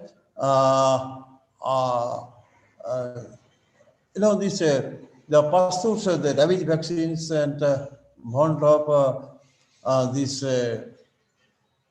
bearing diphtheria, antitoxins, all these the vaccines around say 150 or 200 years back. The first drug, it was discovered in 1910, the salvarsan drug, and then the industrial research in the drug produced the analgesic, antipyretic in the laboratory, all these things studied. The passage of this Pure Food and Drug Act, of course, it's later on in India. Another great person, this Alexander Fleming, he discovered this penicillin in 1928. Before that, 1914 to 1918, this first oval year, and then the second oval year, 1938 to 1943. So 1943, this streptomycin discovered. So in the modern, this different type of antibiotics and all these things have discovered. Later on, subsequently, this cortisone, tranquilizer, antihistamines, then this high technology and pharmaceutical industry, all these things have started. So these are the scenario in this in the worldwide, how this pharmacy profession grown from a very basic level. They say, see, during Ayurvedic period, these hermits and the sages, they travel in the forest and searching these plants which have the beneficial effect. They collect the plant, found that which part is this important one. Crude drugs are there, and they have separated. They have crude preparations, and this like that, the people are engaged and discovering the different type of medicines, vaccines, and all these things. So this till this the 20th century, or you can see this 19th century. Now, if we look into this Indian scenario, then as I said that this the whole ages can be divided into the 4 parts. Up to 1930, it was a earthly history, where all the developments are going on. And then in 1930 to 1970, it was a industrial pharmacy area. During that period, we have witnessed that this after this drug inquiry committee, this the Drug Act, Drug Rules, Pharmacy Act, and many other act and other things are provisions. And after independence also, this the industrial productions, I mean MNC, they have started the huge production to meet the need of the medicines in India.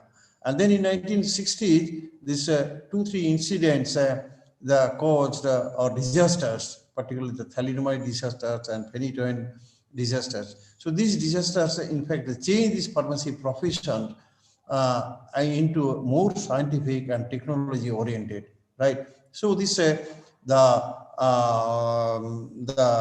new area, new subjects, like more and more the biopharmaceutics, pharmacokinetics, pharmacodynamics, the clinical pharmacy. So these are developed to see that effectiveness of the drug. And from 1970 to 1990, it was the patient care era. In the patient care era, where the main focus on this care of the patients, how patients can be relieved from this pain of the disease and how he can be this healthy. So that was there. But from 1990 onwards till today, it is the age of called the pharmaceutical care era. Pharmaceutical care era, which includes the modern pharmaceuticals and its therapeutics, then the rational utilization of the drug monitoring, and many other things are there we shall discuss. So this subsequently it was developed when this pharmacy from industry side to orient to this the clinical side or practice side, pharmacy practice side, then this clinical pharmacy developed. So this pharmacy took over, and this aspect of this medical care partially abandoned by the physicians, which physicians cannot look into this one. The pharmacists have taken these challenges, right? And here it includes the drug utilizations, right? This drug utilization is a very important one. The survey polls that the pharmacy is one of the trusted in the field of medicine administrations. Well, if we go through this, the comparative economic status and health expenditures, this is worldwide. Some country it was a compare that this India, China, Sri Lanka, UK or USA. Then this percentage of populations with income of less than this $1, right? $1 per day. Then obviously this among this population highest is in the India. In many aspects in the healthcare system, though it is a growing, but still we are still behind the many countries are there. Particularly if we compare this, leave it that industrial really developed country like USA, UK or Europe, they are more developed. But even the China is growing very fast. Like this, the instant mortality rate also is high. The percentage of health expenditure to GDP, right? India is the minimum. See this other country, how much they spend. So how we just talking too much, politicians are talking too much that this we can do this, we can do that one. But in fact, in a real sense, the what is that economy? What is that foreign expenditure for this one, right? Other day, the some minister said, no, I will give that at free of cost medicines. But in a real sense, how much it is going on? So percentage of this health expenditures on this health to this total health expenditures. So this is also, if you see this, India is the highest public expenditure. So here in India, public expenditure is much more. So this is the scenario. Now come to this, this how the pharmacist become this frontline. You know, this history, as I have explained, that how this evolutions. The gradually, this is the knowledge gain, development, discovery, inventions, and in a practice sector, industry sectors, the drug regulations. Through all these things, the pharmacy coming to this upper level or in the surface level in the society, right? Or in the healthcare systems.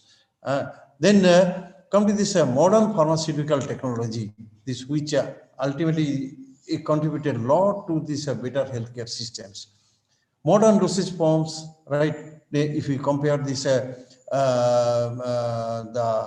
conventional this preparation like this tablet capsules, and today's the modern preparations as per need for sustained effect, for control effect, and to a very targeted, right? So these are the contributions, the new technology, modern dosage form technology, the new technology, the tableting technology, pelleting technology, or this nanotechnology, this all this new technology are there. We have this NDDS, novel drug delivery systems, where the therapeutic effect is maximum and minimum side effect, right? And it's an ideal pharmaceutical preparations where this all the unwanted things are discarded, and this the benefits are much more. We'll discuss this one. Cosmetic technology, obviously, they will say the new this technology developed or for cosmetic products. Biotechnology is another aspect where this gene technology or monoclonal antibody, proteins, and many other things from 1990 onwards, this is being going on. And information technology is another one today. This from 60, this explosion of this information technology, ICT tools, and all these things.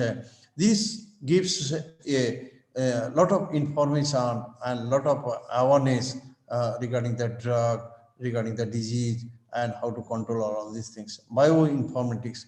So this bioinformations, information about this the biology, molecular biology, genetic engineering, and many other things.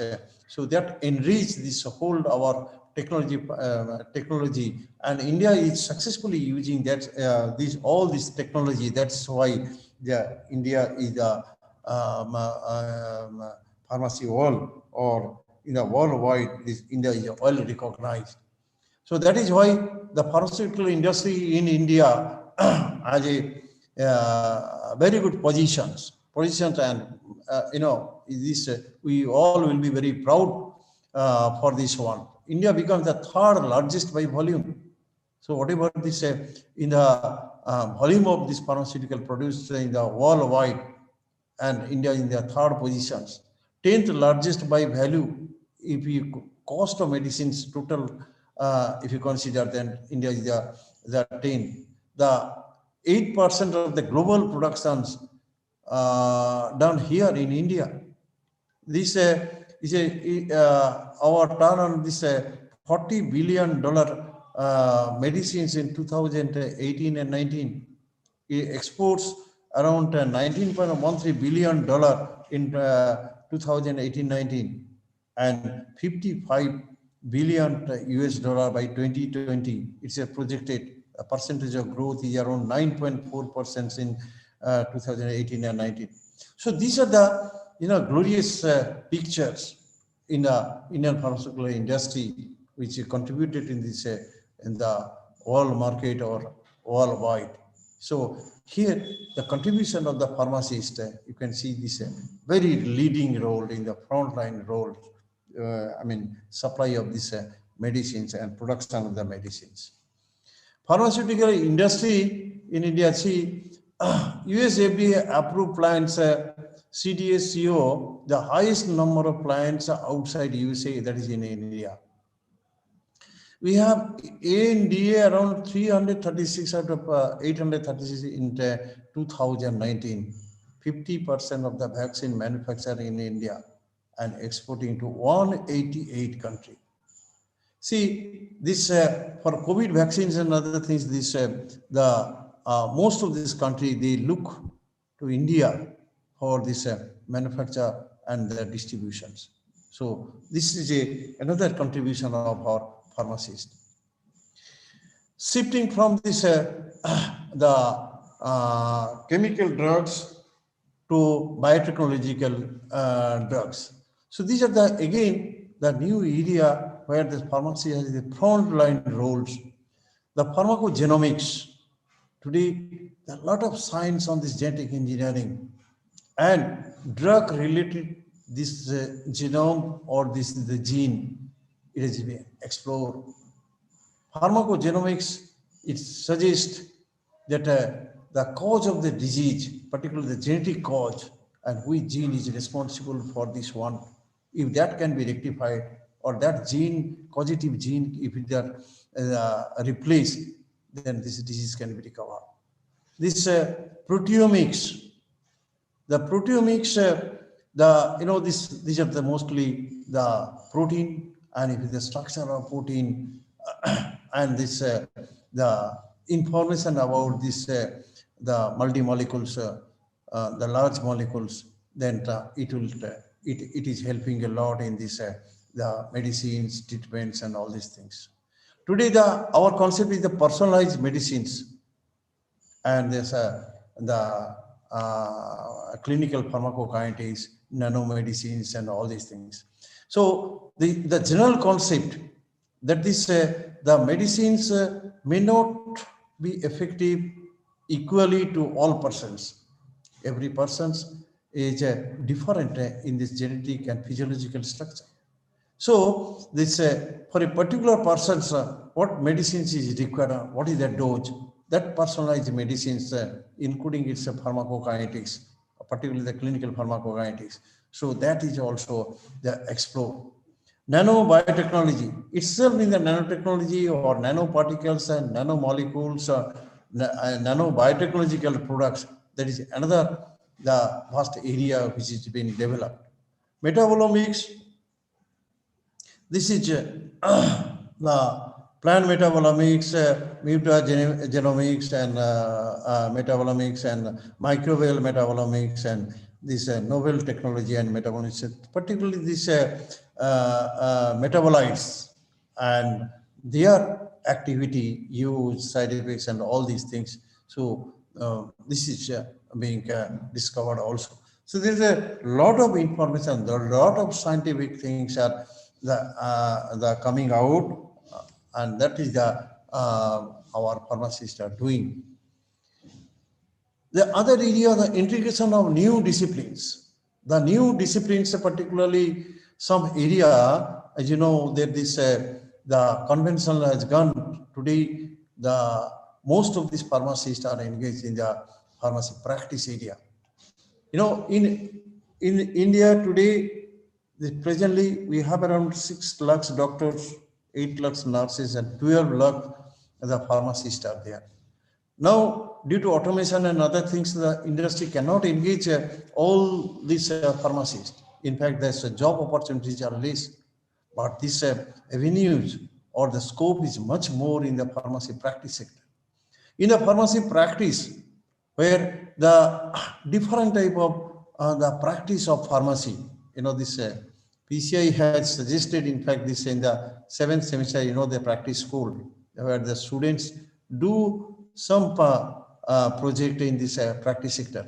So particularly this practice sector includes the community pharmacy, hospital pharmacy, clinical pharmacy, medical store, or even the marketing, wherever the drugs are dealt in the industry, quality control, manufacturing, formulation, R&D, testing.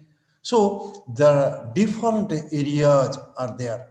So particularly in the community pharmacy, which or this hospital pharmacy, right? This hospital pharmacy, clinical pharmacy, and community pharmacy, that comprise this pharmacy practice area, where the huge pharmacists are engaged, and there are a lot of scopes are there.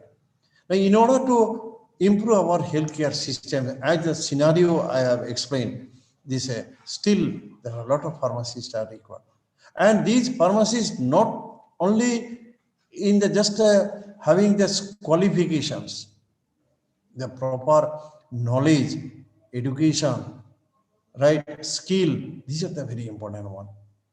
Pharmacoepidemiology, see the today like this corona, dengue, and vector-borne diseases, there are many these viral diseases are there.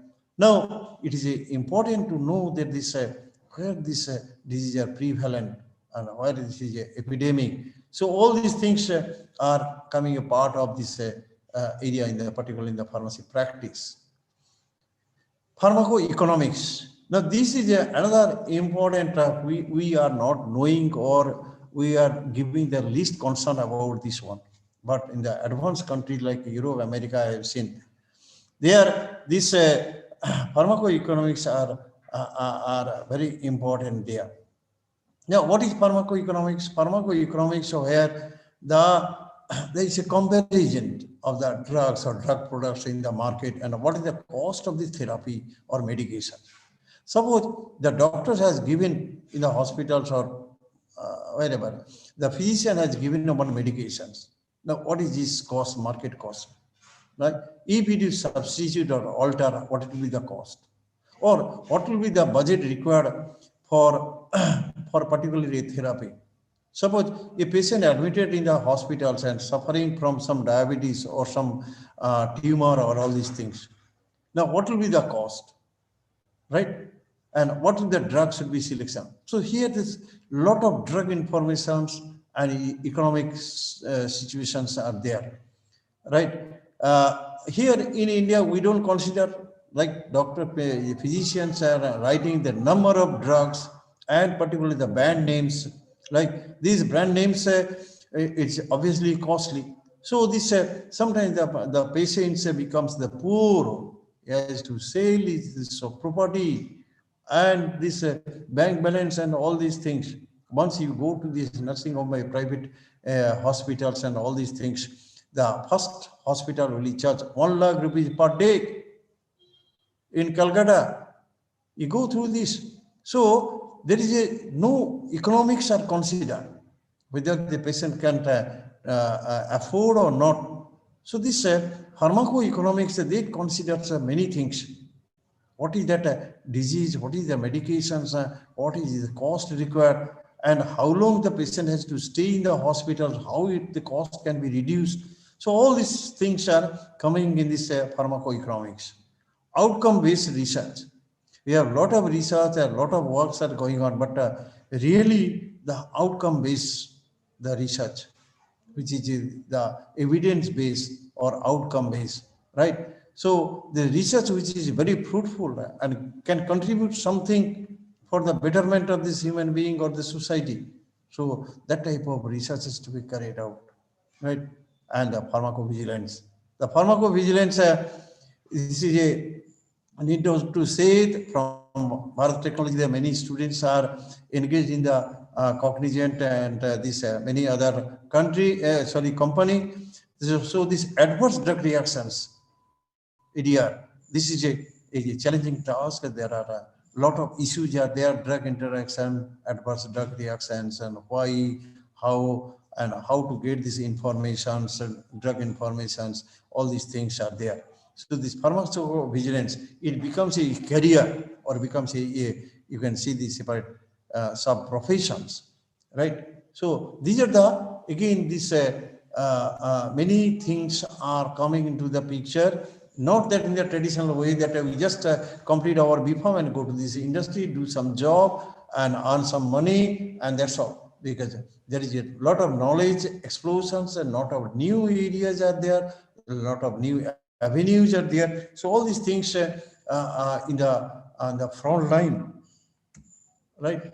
So emerging role of pharmacists, the pharmacy, the pharmacists play this the very developed role and very emerging roles. Like one is this pharmacy and therapeutic committee in the hospitals. You know, this PTC, where the pharmacist is an important member in this PTC, and they decide all this the drug selection of the drug informations, and this even in the hospital formulary also, particularly what are those drugs should be recommended in the hospitals, and what is their side effects, what is their dosage, then indications, and related informations. So all these things, this pharmacist is a part and parcel of this one. Inventory control systems, the procurement of the drugs and their storage controlled and all these things. Here this very important role. Good manufacturing practice, need not to say today. There are current good manufacturing practices, there are a lot of regulatory affairs are there. So in this area, the pharmacists are taking part or participating in this program. Drug Information Center and Drug Information Services, as I say, this is also a very emerging area where this the lot of drug informations are required. I mean, for this recommended or medicated drug, prescribed drugs, the people want to know that what is this indication, what is the dose, what is the side effects, what is the advisory and all these things. So this drug information center situated, and this service is also provided to common people as well as the healthcare professions. Promoting rational use of the medicines, it's another very big area, that is a rational use of medicines, rational, the drugs, it's the logical selections, right? Looking into its the therapy, I mean therapeutic effect, pharmacology, pharmacokinetics, pharmacodynamics, the proper selections of the drug. So this rational use of the drug, its dose, dosage form, route of administration, right? All these things, if it is a rational, obviously then this ADR will be less, right? This is again challenging area. Then the prescription audits, right? These are again this clinical pharmacy or pharmacy practice area. Then when this drug prescriptions are there, then it has to be checked, its quality and many other things are issued. So new opportunities like this regulatory affairs, one can go. There is a good opportunities, clinical research. Madam is telling you the clinical research, particularly in India, and in the clinical pharmacy, the medical writing also, pharmacovigilance, pharmacoeconomics, as I told you. So these are the very new opportunities. One can easily select a new one and develop himself or herself in this the areas are there. So this overall at the end, this key to success, some soft skills. Now there are many challenges are there, many responsibilities one can take. The pharmacist has come to this, of course, the front line, as I told you, from that history and from this present day, the technological advancements and many other things are there. But everything is possible if the pharmacist has this sort of quality, this sort of attitude or skill. You know, this is knowledge, then training and the skill. These three things are very important one. Besides this, there are many other human aspects are there, human values are there, right? So this, if the professional or technical aspects integrated with this human values, obviously the an ideal pharmacist or an ideal person in the society possible. Now, what are those skills? The personality development. The personality is something, the image. If you have a good personality, obviously this is well accepted and well recognized. Positive attitude. There many people have very negative concept, right? No, this not good, that not good, this. Of course, our society and our politics, it gives the very complexity. But in individual's life, this positive attitude is a very important one, right? Then the communication skills. Yes, sir. The pharmacist has to communicate with his team member, with his other healthcare persons, or even in a organizations. So this communications is a very important aspect. Many people are shy because we cannot speak in English or cannot confidently say. So that is the drawback. So this communication skills should be improved. This command over this English language is essential. Commitment. The many people cannot keep this commitment. If you have to do some good job, then this commitment is important one. Sincerity. There is no alternative, right? If you are insincere, you cannot progress, cannot. Then dedication. This is something, as I say, that a good human value, right? It's again, this some sort of the good quality, the dedication. One is dedicated for his job, for his duty, for the society, for this healthcare, for the patients and all these things. So pharmacist should have some dedications, should be dedicated. Then ownership feeling, own feeling. কাজটা আমার নিজের, আমার নিজের মতো করে ভাবি।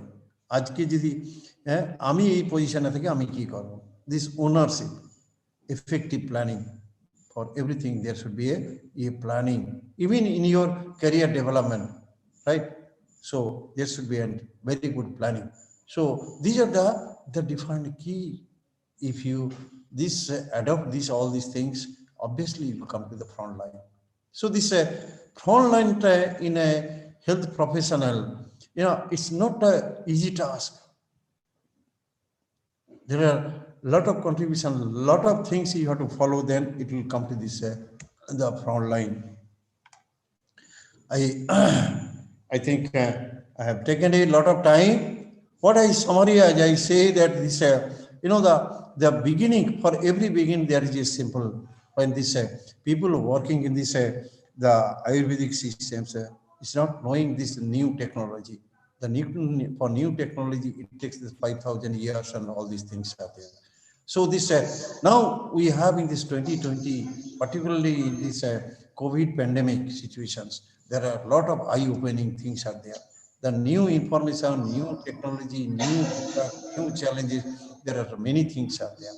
And if you can overcome, obviously you will be in the front line. So this theme is selected very properly by IPA or this the body that this pharmacy in the front line. So you have to work hard, sincerely and dedicatedly. Obviously, this theme will be achieved.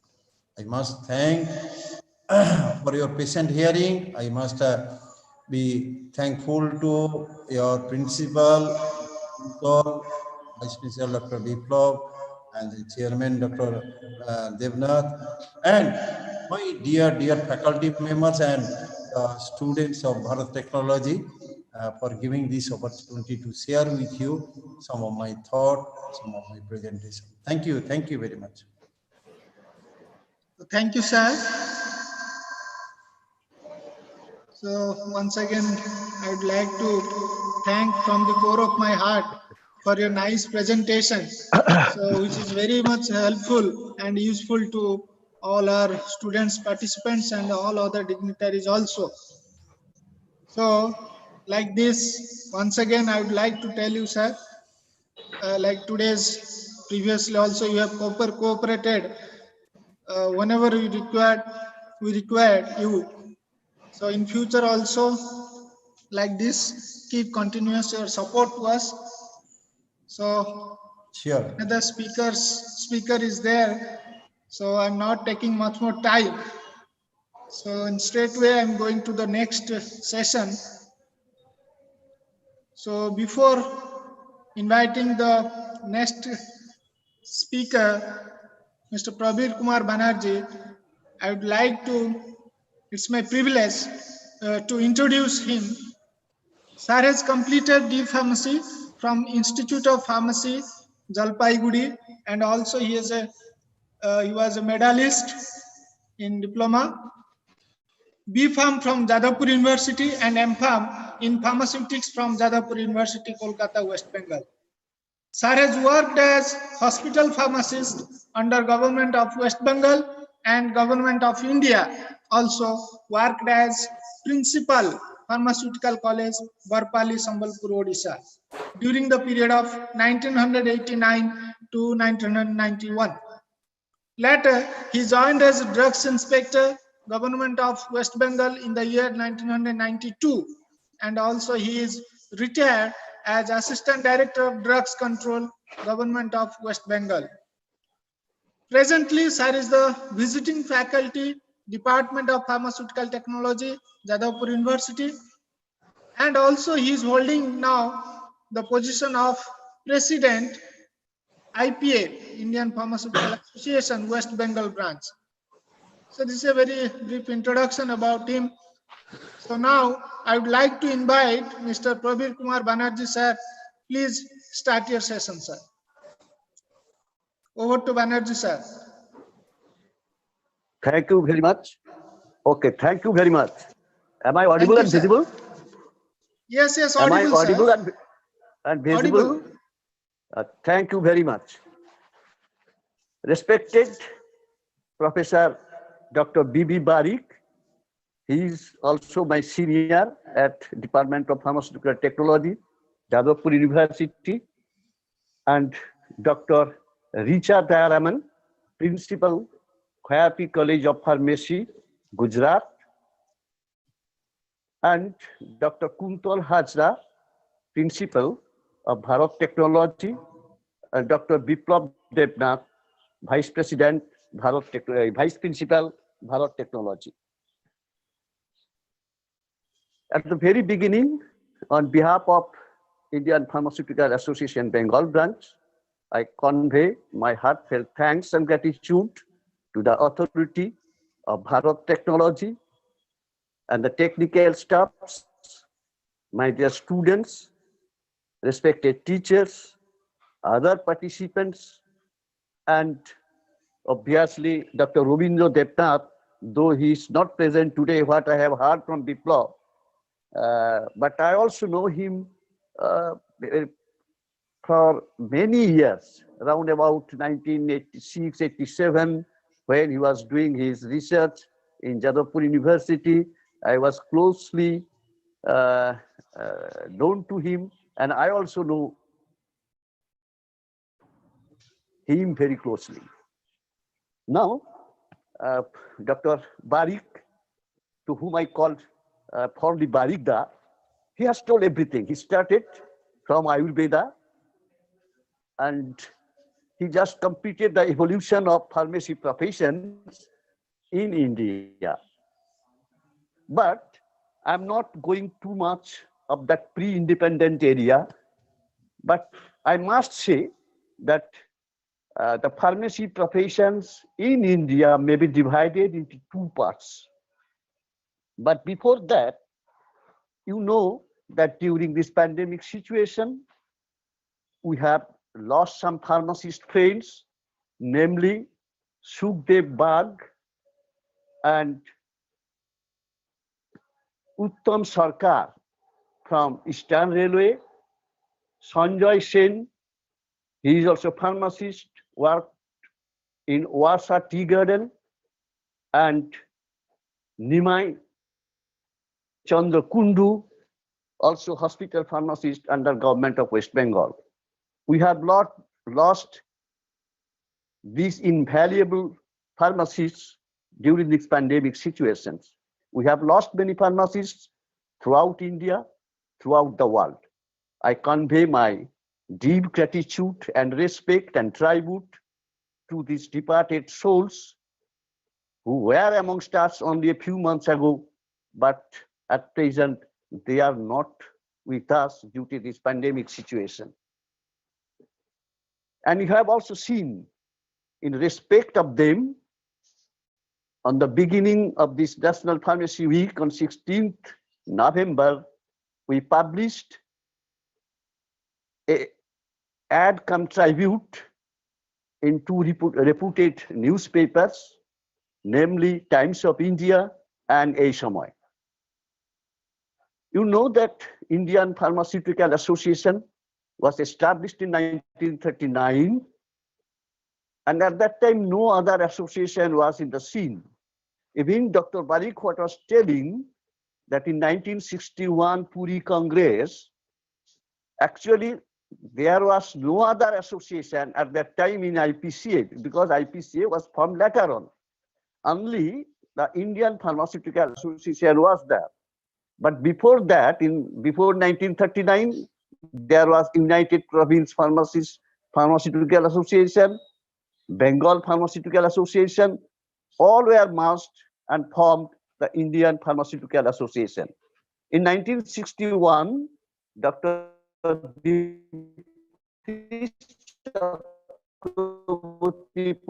was the president of, and at that time Congress, what we see today, because at that time Pharmaceutical Congress was held along with the Science Congress in the same venue. Where Science Congress was held, Indian Pharmaceutical Congress was also held. That was the custom that time. So Indian Pharmaceutical Association every year choose a theme and circulate it throughout India, and it's a rules that every 3rd November, that is beginning from Sunday, 3rd November beginning from Sunday, will be the beginning date, inaugural date of the NPW. But this year, as on 15th, that was Sunday, and that was also Diwali. So we observing this National Pharmacy Week this year from 16th to 22nd. So this National Pharmacy Week is already over, but still I thank you all, thank the authority of Bharat Technology to hold this, at least for the benefit of our professionals. While I was talking about our pharmacy profession, particularly Dr. Barik and Dr. Richa, so I was thinking that how much change has come, different changes has come to our professions. You are well aware that in 1928, penicillin was invented by Alexander Fleming. In 1932, the first pharmacy college was established in Hindu University by Professor M.L. Shah, whom we know as the father of the pharmacy profession. That time only 30 students were admitted. And after that, in 1940, Drugs and Cosmetics Act was enacted. And after that, in 1945, Drugs and Cosmetic rules came into existence. In 1948, Pharmacy Act was enacted in the Parliament. And in 1949, first Diploma Pharmacy College was established in Jalpaiguri. which we know as Institute of Pharmacy Jalpaiguri, from where I have done my diploma in 1980. And after that, if you see up to this before the beginning of this century, there were very limited institutions in India. As far as West Bengal, only that diploma pharmacist, pharmacy college, which was started in Jalpaiguri in 1949. Then in 1963, Department of Pharmaceutical Technology came into existence. After that, in 1975, Diploma Pharmacy College, Kollani. Then in 1985, Bankura Institute of Pharmacy. So these 4 colleges were there. And only 150 to 200 students used to come out each year. But if you see the situation now, in this 2020, what is the situation? Throughout India, what I know, that about 4,000 pharmacy colleges and about 3.5 lakhs pharmacists are coming out each year. And in West Bengal, I think about 55 pharmacy colleges, including diploma, that has come.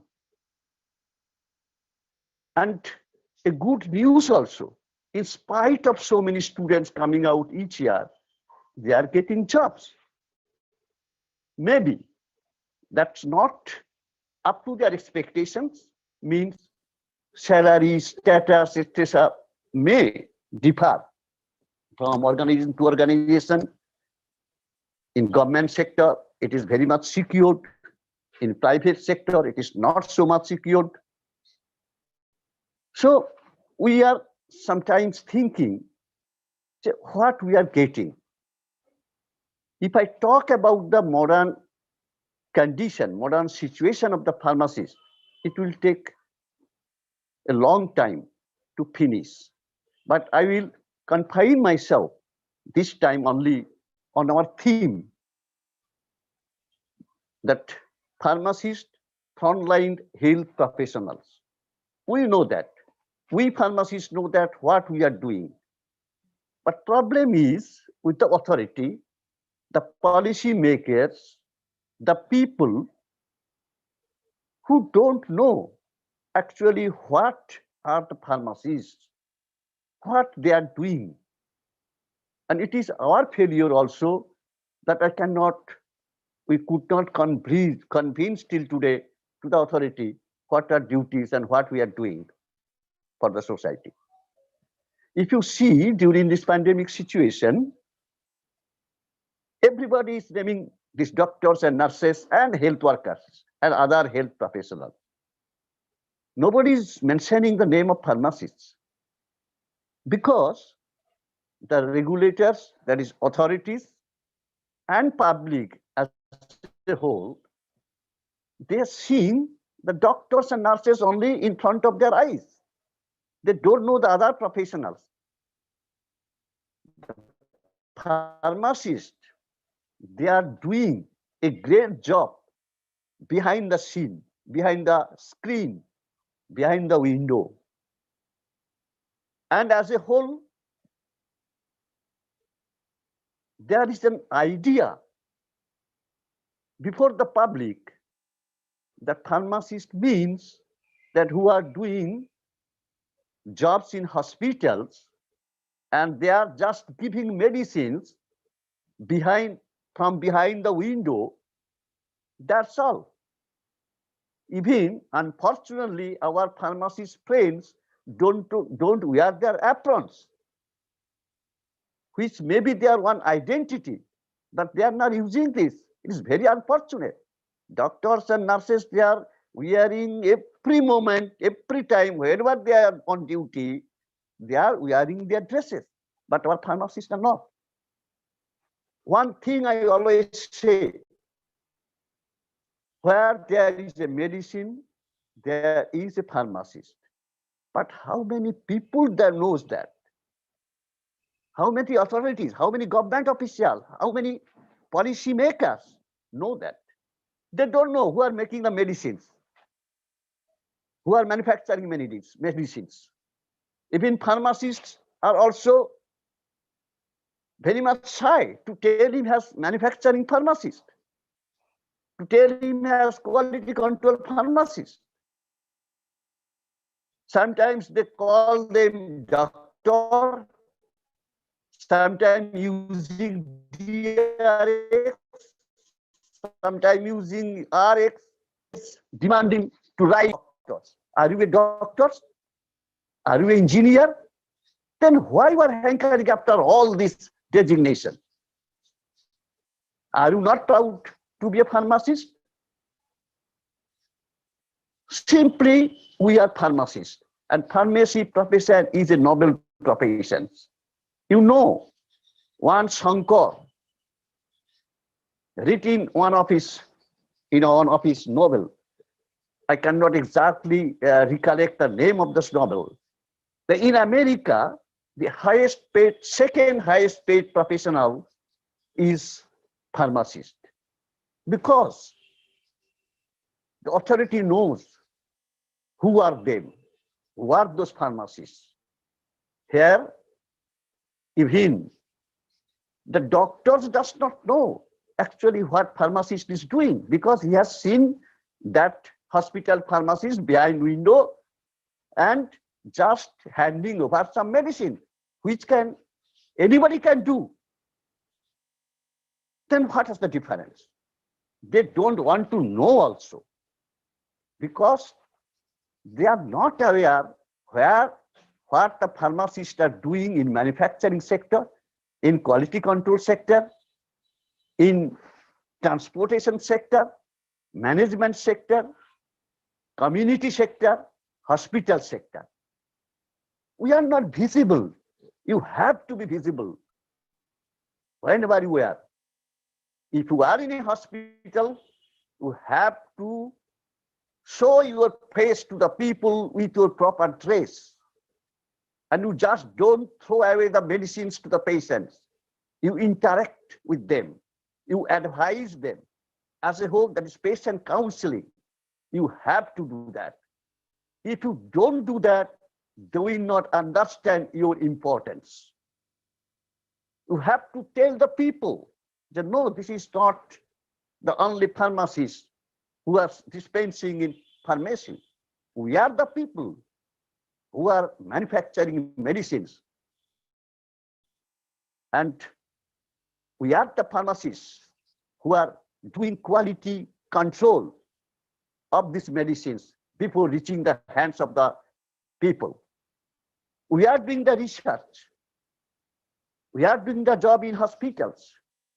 We are advising doctors about the new drugs and how this can be used by them safely. So these are the job of the pharmacist. Then above all, there is community pharmacist. But unfortunately, our pharmacist friends, again, they are very much shy of to do duty on the counter of a retail pharmacy. They are giving their certificates on rent and getting 4,000 or 5,000 per month. And simultaneously, they are doing job in other place. And as a whole, they are doing a great harm to these professions. Please don't do that. Because already there is problem. These retail pharmacy, retailers are demanding to the governments. Then what is the role of pharmacist in retail pharmacy and community pharmacy? We don't want any pharmacists because they don't come to our counter. Even we know better than a pharmacist.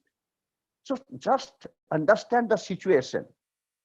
If you cannot prove your credibility to a retailer, then how you can prove your credibility to the public at large? It's not your fault. I know there are many pharmacists who are doing their work very sincerely, but still majority of us should think what I have to do. what are the roles of pharmacists as a pharmacist on the counter, in a hospital, in a manufacturing arena, in quality control. And nowadays, the field has been expanded many folds. While Bhaktida was talking about that, there is now biotechnology, nanotechnology, advanced drug reaction problem, medication error, rational use of drugs, misuse of the antibiotics. Everywhere, pharmacist has a definite role. Even while we are talking about the numbers, pharmacists are the largest numbers professionals in health sector in India. It is more than 15 lakhs, much above the doctors and nurses. That's why government using this strength in different rural hospitals, in BPH, CSSCs. I have also worked as pharmacist in a hospital in 1981. There was no doctor in the hospital.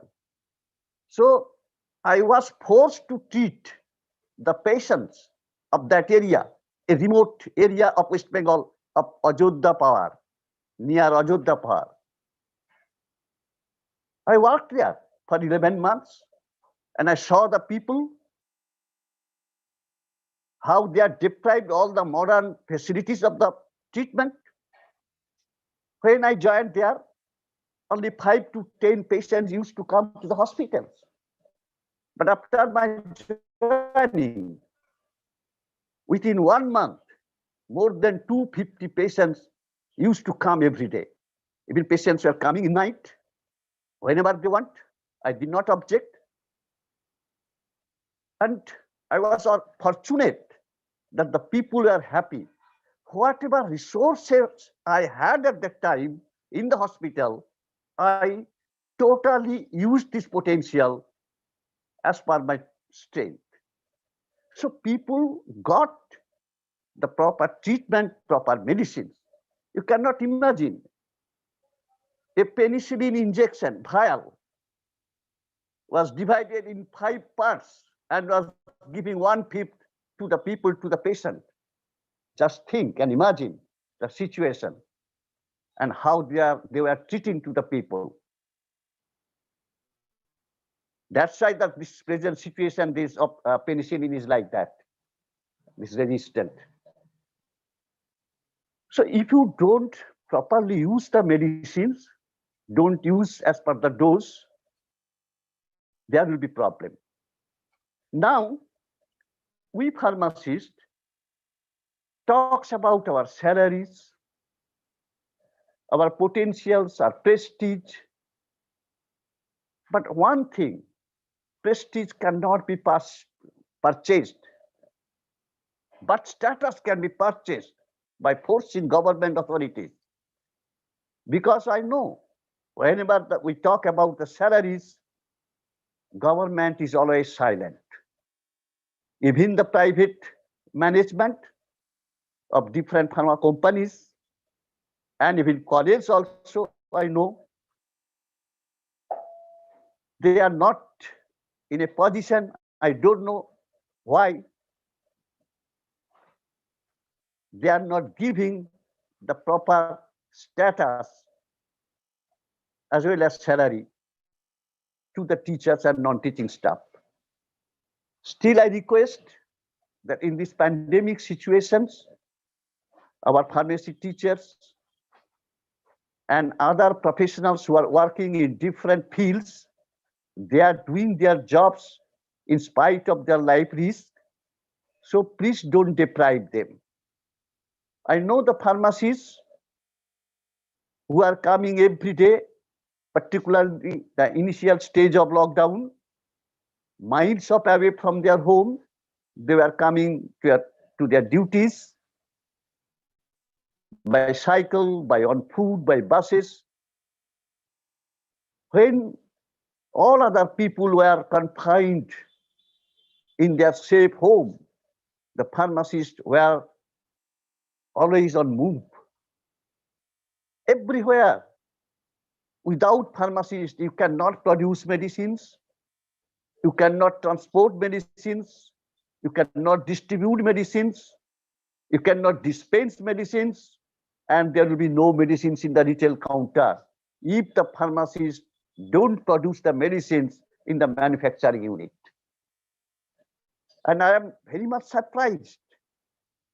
In spite of the increase of demand of the pharmaceuticals, some pharmaceuticals company, they mistreated to the staff, not only the pharmacist, the non-pharmacist also. Why?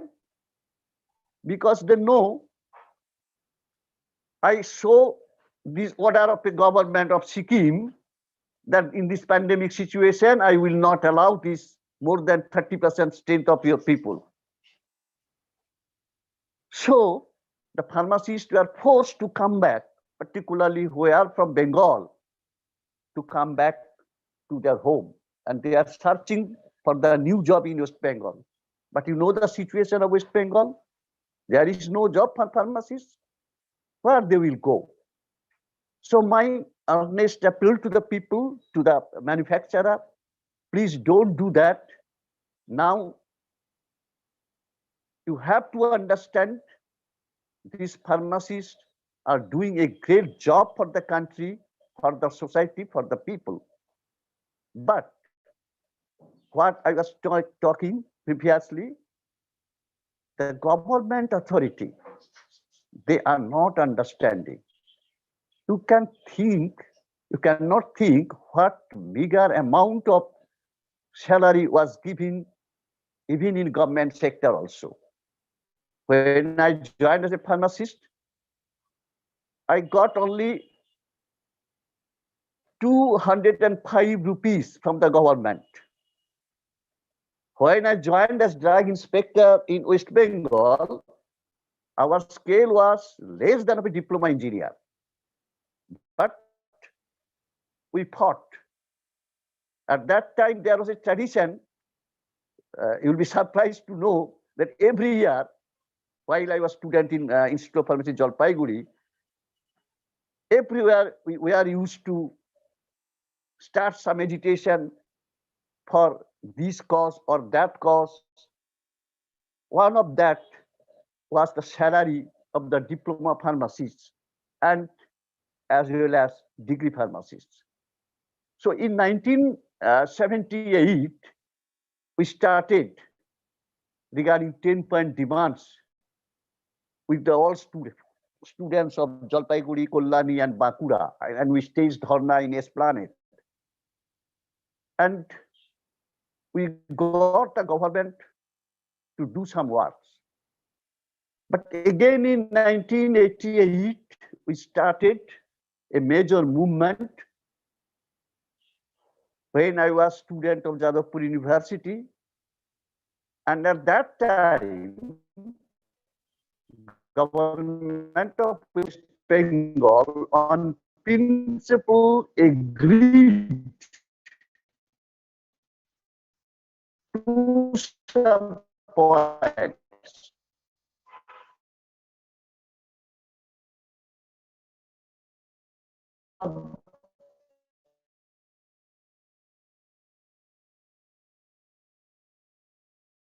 There was the salary and status. After that, some review extent, due to some extent, not equal to diploma engineers, but in between. And in the case of inspector of drugs, I can tell you what massive change, massive gain we got due to this movement. Now, the scale of the inspector of drugs in West Bengal is based in India. I thank Dr. Sujan Chakraborty. You know him. He is also a pharmacist, and he fought for us that time. So ultimately, we got some relief and got some status interest control in the eyes of the government of West Bengal. So these are going on. We, on behalf of Indian Pharmaceutical Association, always stand by our working pharmacists, by our students, by the distressed people. Whenever there is problem, there is natural calamity, our association is always there. Particularly for the students, there are so many programs.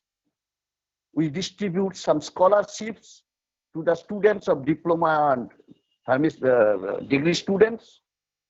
We also organize different competition amongst the students, like essay competition, like poster competition, like film competition. This year also, we organized all this on World Pharmacist Day. So I request all students and particularly teachers, please tell them how they will improve, how they will educate themselves with the modern need of our country and the society. As well as you don't be shy to tell you that yes, I am a pharmacist, I am doing this job. I'm not a doctor, I'm not an engineer, but I'm a pharmacist. This is a complete separate faculty, separate science. It's not medical, not engineering. It's a pharmacy. It's a pharmacy profession. And it is known as this profession throughout the world. Now, if you don't cry, nobody will pay any attention to your problems. We have also a students chapter, and our association, the students chapter, is a member of the IPSF, International Pharmacy Students Federations. There are students exchange programs with other countries through this IPSF. So my request to the students, please know IPSF and contact and be enrolled as the member of the chapter and will get many facilities. So while we are talking about the role of frontline professionals, you know, they're not only doctors, not only nurses, the pharmacists, the laboratory technicians, the sweepers, the cleaners,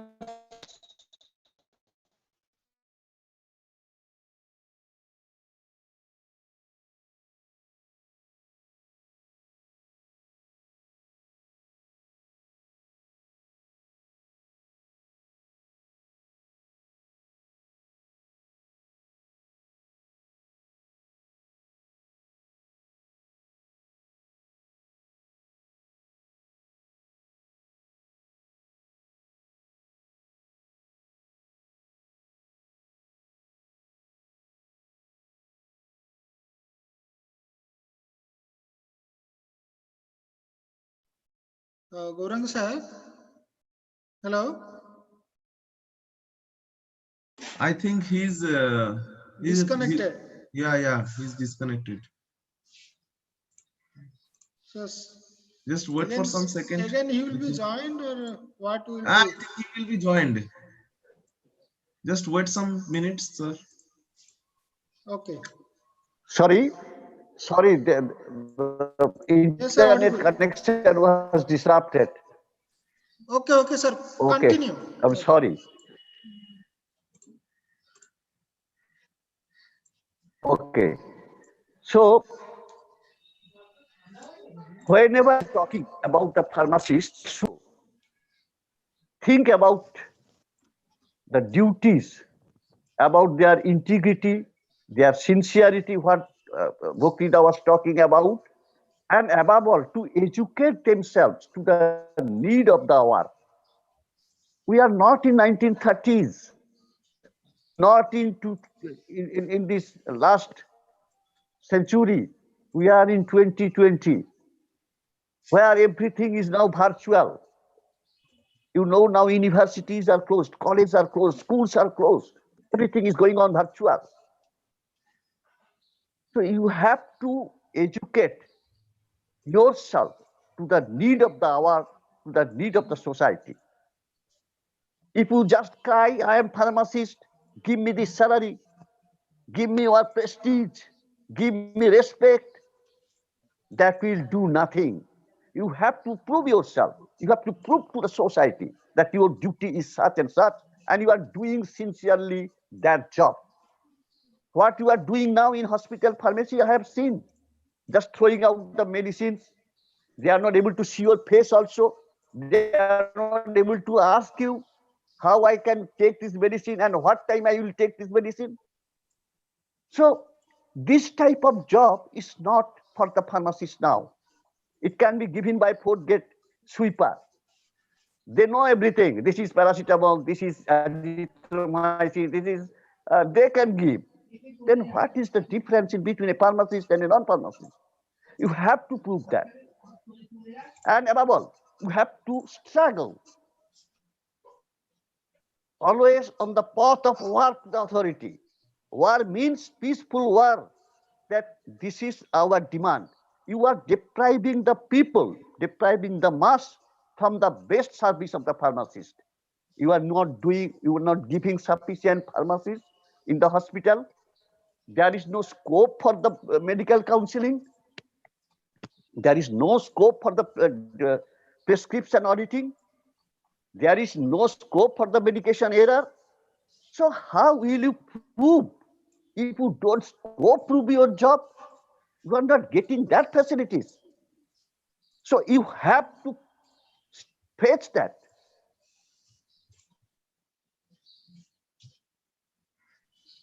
Facilities from the government authorities. You see that we can do this, such and such that. Once upon a time, this ORS pharmacist of Bardhaman and some places, they started manufacturing ORS. But unfortunately, within few months, they stopped this because there was pressure, indirect pressure from other bodies.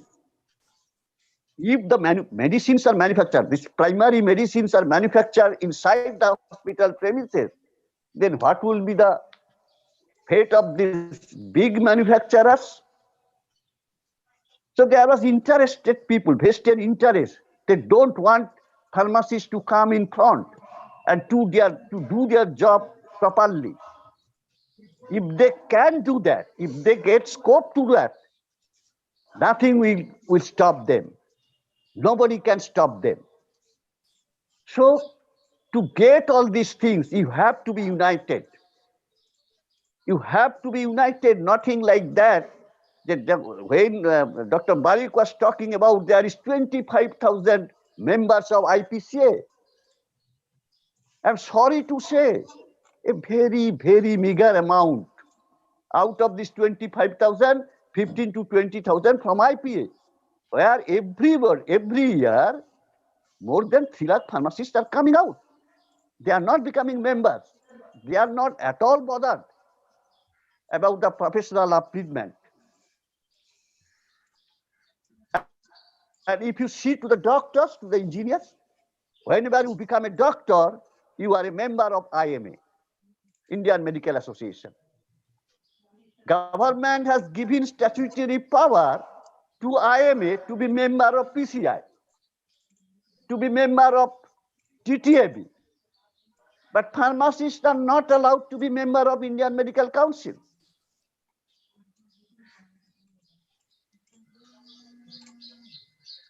Why? There is no pharmacy directorate, separate directorate.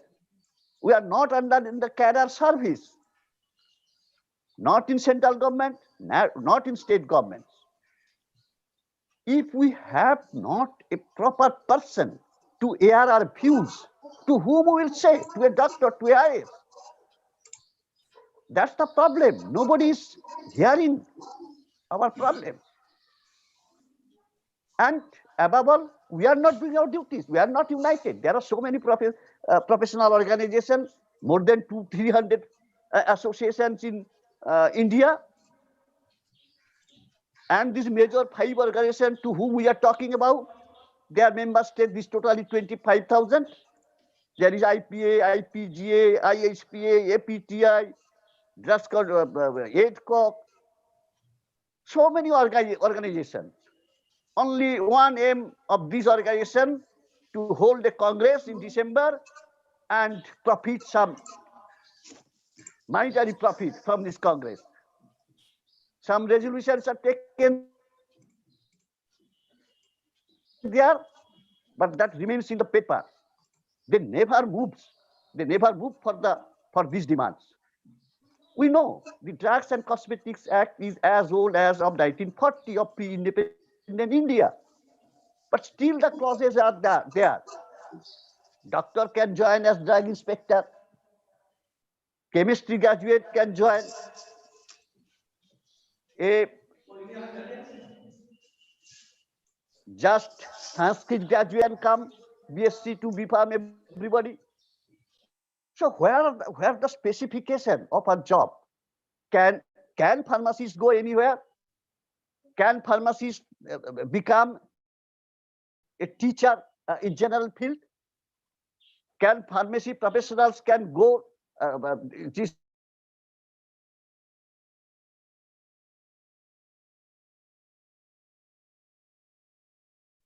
will they provide the authority, the power,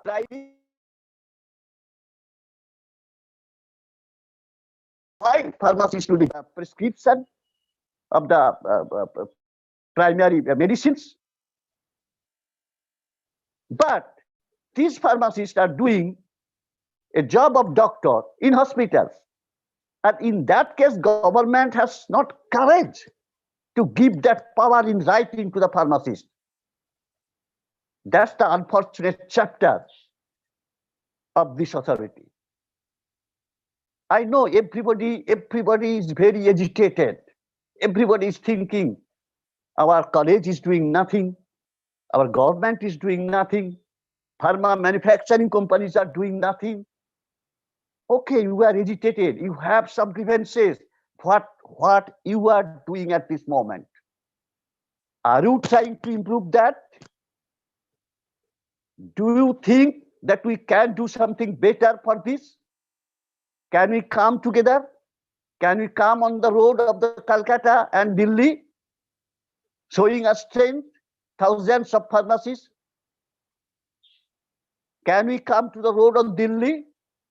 Lakhs of pharmacists join a rally on the road of Delhi, then the people will come to know, as well as the authority will come to know, yes, there is a strength. In democracy, numbers counts. What the numbers we have achieved within this period is the highest in the health professionals sector. So we have people, we have numbers, but we are not in a position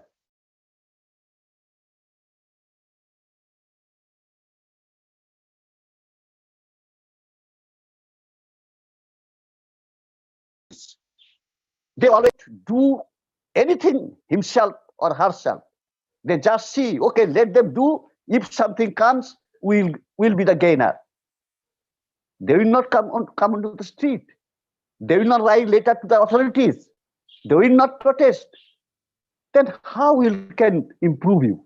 How we can get the status, prestige? If you cannot cry, if a child cannot cry, mother will not give milk.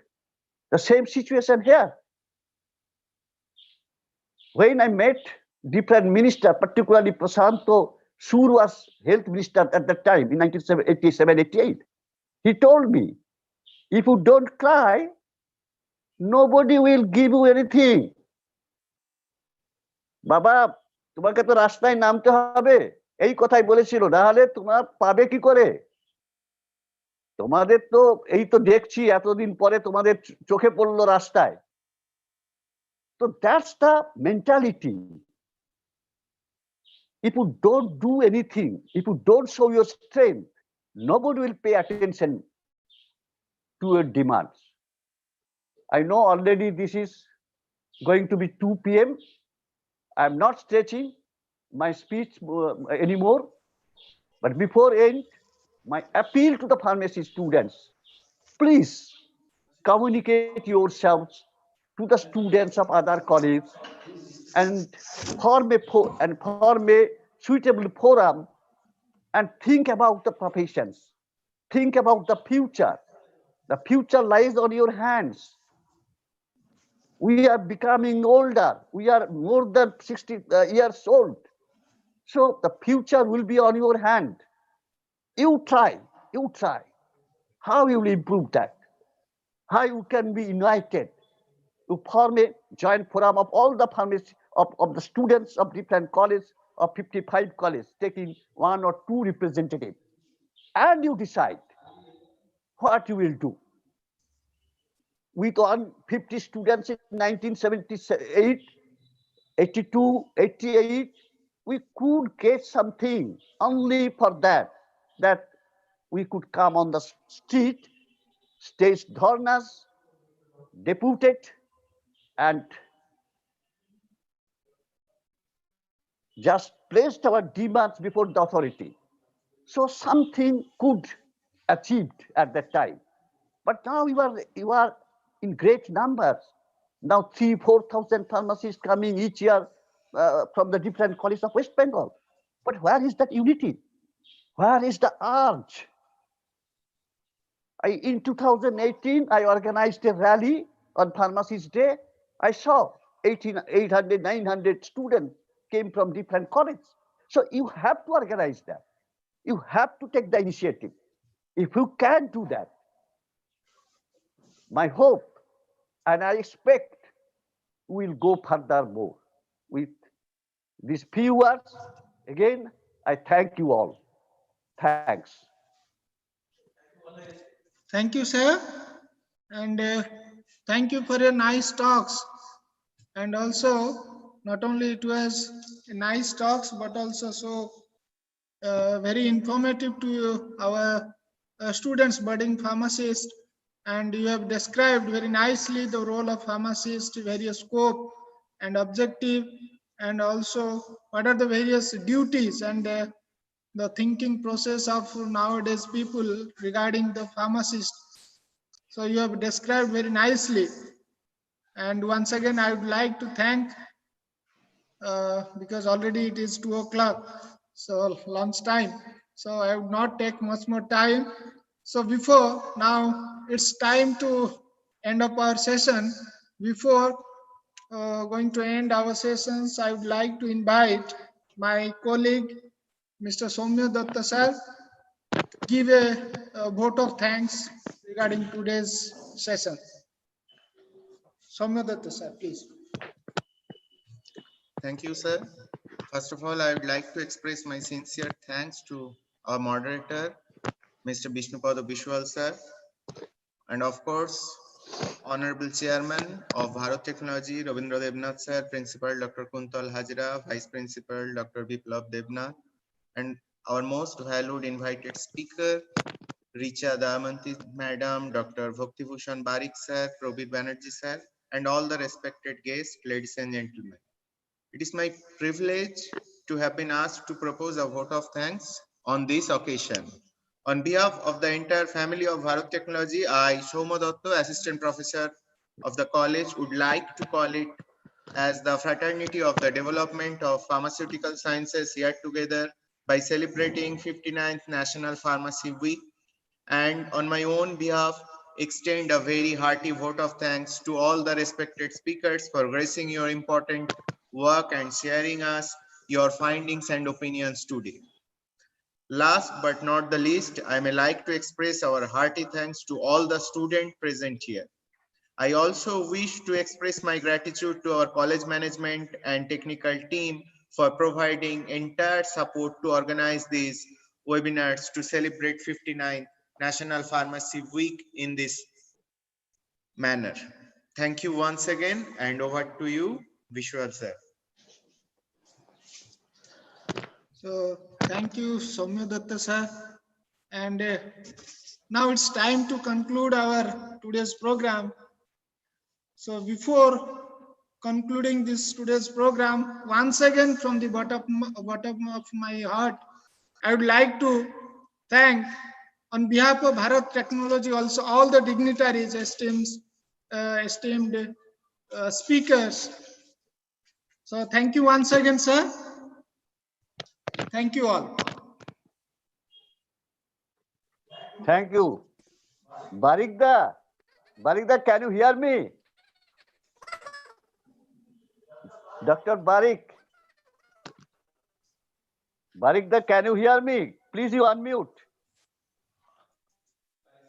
Okay, I think he is not hearing me. No Thank you very connection, much. sir. Okay. Okay, sir. Gauranga sir, please end up the session.